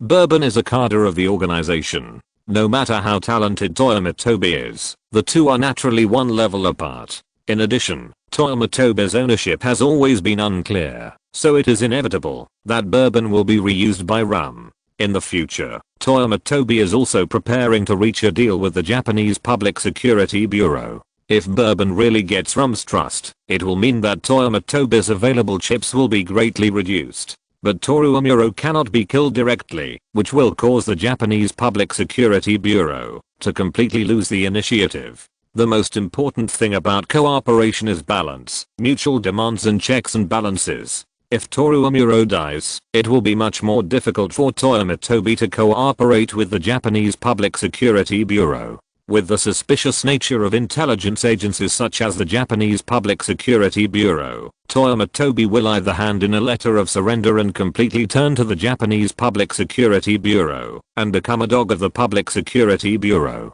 or he will be flatly refused to cooperate by the Japanese Public Security Bureau and then stab Toyama Tobi in the back. Or he may agree to cooperate on the surface, but plot against Toyama Tobi in secret. None of these situations are what Toyama Tobi wants to see. So Bourbon cannot die, but he cannot be allowed to get along too well in the organization. Therefore, if Toyama Tobi reports to Gin and Rum after the mission, he will be suspected of venting his anger. Gin and Rum may not take Toyama Tobi's words too seriously, but if Gin is told about this before the mission, then Gin will undoubtedly be excited. It's time to catch pests for the organization again. Even if Toru Amuro really blows up the Queen Cicerabab, Bourbon's loyalty and reliability will still be a small question mark in the hearts of the eldest and second brothers. There are explanations for doing or not doing some things, when you can do it, and when you can't do it, how to do it, and who to find to do it. At this moment on the Queen Cicerabab, Toru Amuro, who was dressed as a waiter, didn't know that Toyama Tobi had dug a bottomless pit for him. At the bottom of the pit is a big black pot that is even darker than American farm tools, waiting for someone named and to take the blame, or wait until later. Amuro Toru, who has not seen the big black pot yet, is in the corner of the banquet hall on the Queen Celestia with a solemn expression. Having already placed a remote-controlled bomb on the Queen Celestia, Amuro Toru has no intention of relaxing.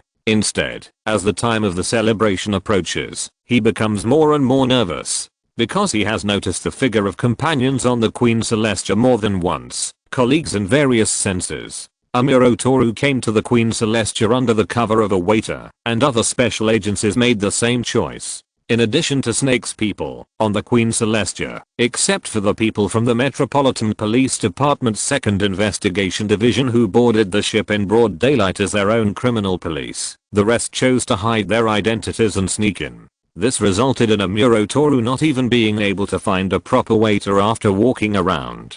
The Queen Cicerabab's waiters and staff are a mixed bunch, and the worst thing is that Toru Amuro can't tell who are his own people and who are Snake's people. After all, sometimes what agents do is almost the same as what killers do, and Toru Amuro can hardly tell their identities from their temperament. Good news, Snake and his people are indeed here. Bad news, Snake's people are like sheep dung eggs dropped into mole scissors. You can't tell them apart. And Chapter 200 Black Hawk Down. It can be said that the Queen Cicerabab's waiter team today is the most professional team in history. This is true in all aspects. The hands of these waiters who usually hold knives and guns are now holding trays and wine glasses. They shuffled among the guests on the scene, bringing deadly enthusiasm to all the guests who came to celebrate the 60th anniversary of the establishment of the Suzuki Group.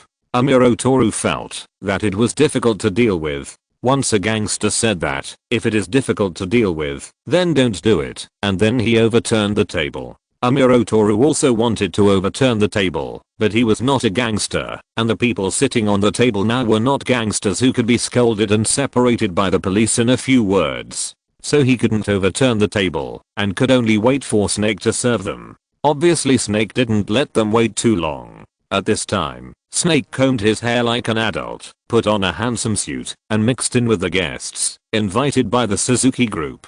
Snake is a carder of the reptile park after all, so naturally he doesn't need to dress himself up as a waiter like other subordinates. When you are undecided, look for outsourcing. If outsourcing doesn't work, then look for brokers. The dinner for the 60th anniversary of the establishment of the Suzuki Group naturally attracted countless people. Some wanted to participate in order to improve their value. Others tried to find some funding or business opportunities among the crowd. At this time, the almighty broker is needed. Most of the invitations held by the guests of the dinner like today are bearer. Since they are bearer invitations, naturally someone will wrestle them. As the saying goes, demand creates the market. At today's dinner, there are many people like Snake. Ordinary concert tickets can be bought from scalpers, but for this kind of dinner invitation, there are special brokers to help matchmake. When his men came to ask Snake for instructions, he immediately ordered his men to go to the place where the weapons were hidden in batches to arm themselves. Originally, Snake wanted to kill the Kato Kid and steal the Black Star at the same time. But Suzuki Tomoko's tricks made Snake unable to do it. He was a jewelry robber, but the problem was that the pet park had a clear division of labor, who stipulated that jewelry robbers had to know how to identify jewelry. The Black Star was in the hands of all the guests present, and even he had a replica of the Black Star in his hand. Although Snake didn't believe that the Suzuki family would really let others take their heirlooms away. But there were no less than a dozen people who were very close to the Suzuki Group at the scene. Snake immediately adjusted his plan. This time, he would not rob the Black Star first, but kill Kato Kid first. Years of cattle and horses taught Snake that, if he was too greedy, he would probably end up empty-handed. Anyway, after killing Kato Kid, he would stay in Japan for a while, so the Black Star would be temporarily deposited in the Suzuki family. It can be said that Suzuki Tomoko's work forced Snake to change his original plan, but this was just a small test of Suzuki Tomoko's skills. Because there was another big job next, which opened everyone's eyes. Just as Suzuki Tomoko was standing on the stage expressing her disdain for Kato Kid, the lights in the entire venue went out instantly. Then, accompanied by a cloud of thick smoke and 2 lights, Kato Kid suddenly appeared in front of everyone. Kato Kid, standing on the wall, lowered the brim of his hat and taunted everyone. Everyone, I, Kato Kid, am ashamed to accept the title of Black Star. As he spoke, he tossed the big black pearl in his hand. What? Kato Kid's sudden appearance stunned everyone. They didn't expect that Kato Kid really stole the heirloom of the Suzuki family. Just when everyone seemed a little flustered, Suzuki Tomoko was unexpectedly calm. She elegantly reached into her handbag and took out an exquisite pistol. Just as she was about to say her lines according to the script, a loud shout suddenly came from the crowd. Do it. This sentence was like a switch, and the faces of the agents who had been wearing professional smiles suddenly changed. They all drew their weapons from their bodies, and in the first round of concentrated fire, the Kato Kid on the wall was shot into a sieve. It was not enough for Kato Kid to be beaten to death, because there were more than just Snake's men at the scene. As soon as Snake's men took action, other agents disguised as waiters immediately took action. For a moment, everyone in the banquet hall was in chaos. Snake's men were fighting back against others, and the rest of the agents were from different special agencies. This means that their identities are kept secret from each other. So, the situation that was supposed to be a two-way battle became chaotic, because everyone chose the same disguised identity. 3 parties, 4 parties, and even 5 or 6 parties all squeezed into a small banquet hall for a melee. There were constant screams at the scene, and guests were constantly injured or even killed. The only person who was clear at the scene was the detective from the 2nd Investigation Division. This group of detectives immediately protected their superiors and the people of the Suzuki family. As for the Mori family, who were originally going to appear on the ship, they were arranged to go out of town by Toyama Tobi in the form of winning a prize. Conan really wanted to fight Kato Kid again, but unfortunately his small body could not defy the will of 2 adults. Bullets flew across the banquet hall, and for a moment, it was unclear who was the enemy, but all the special agency agents understood one thing. That is, Snake, who they have been looking for, is definitely in the banquet hall. These agents who can be assigned by the upper echelons of the special agency to carry out the mission of silencing our elites. It stands to reason that some of them can distinguish who are their own people and who are the targets of the mission from the sound of gunfire.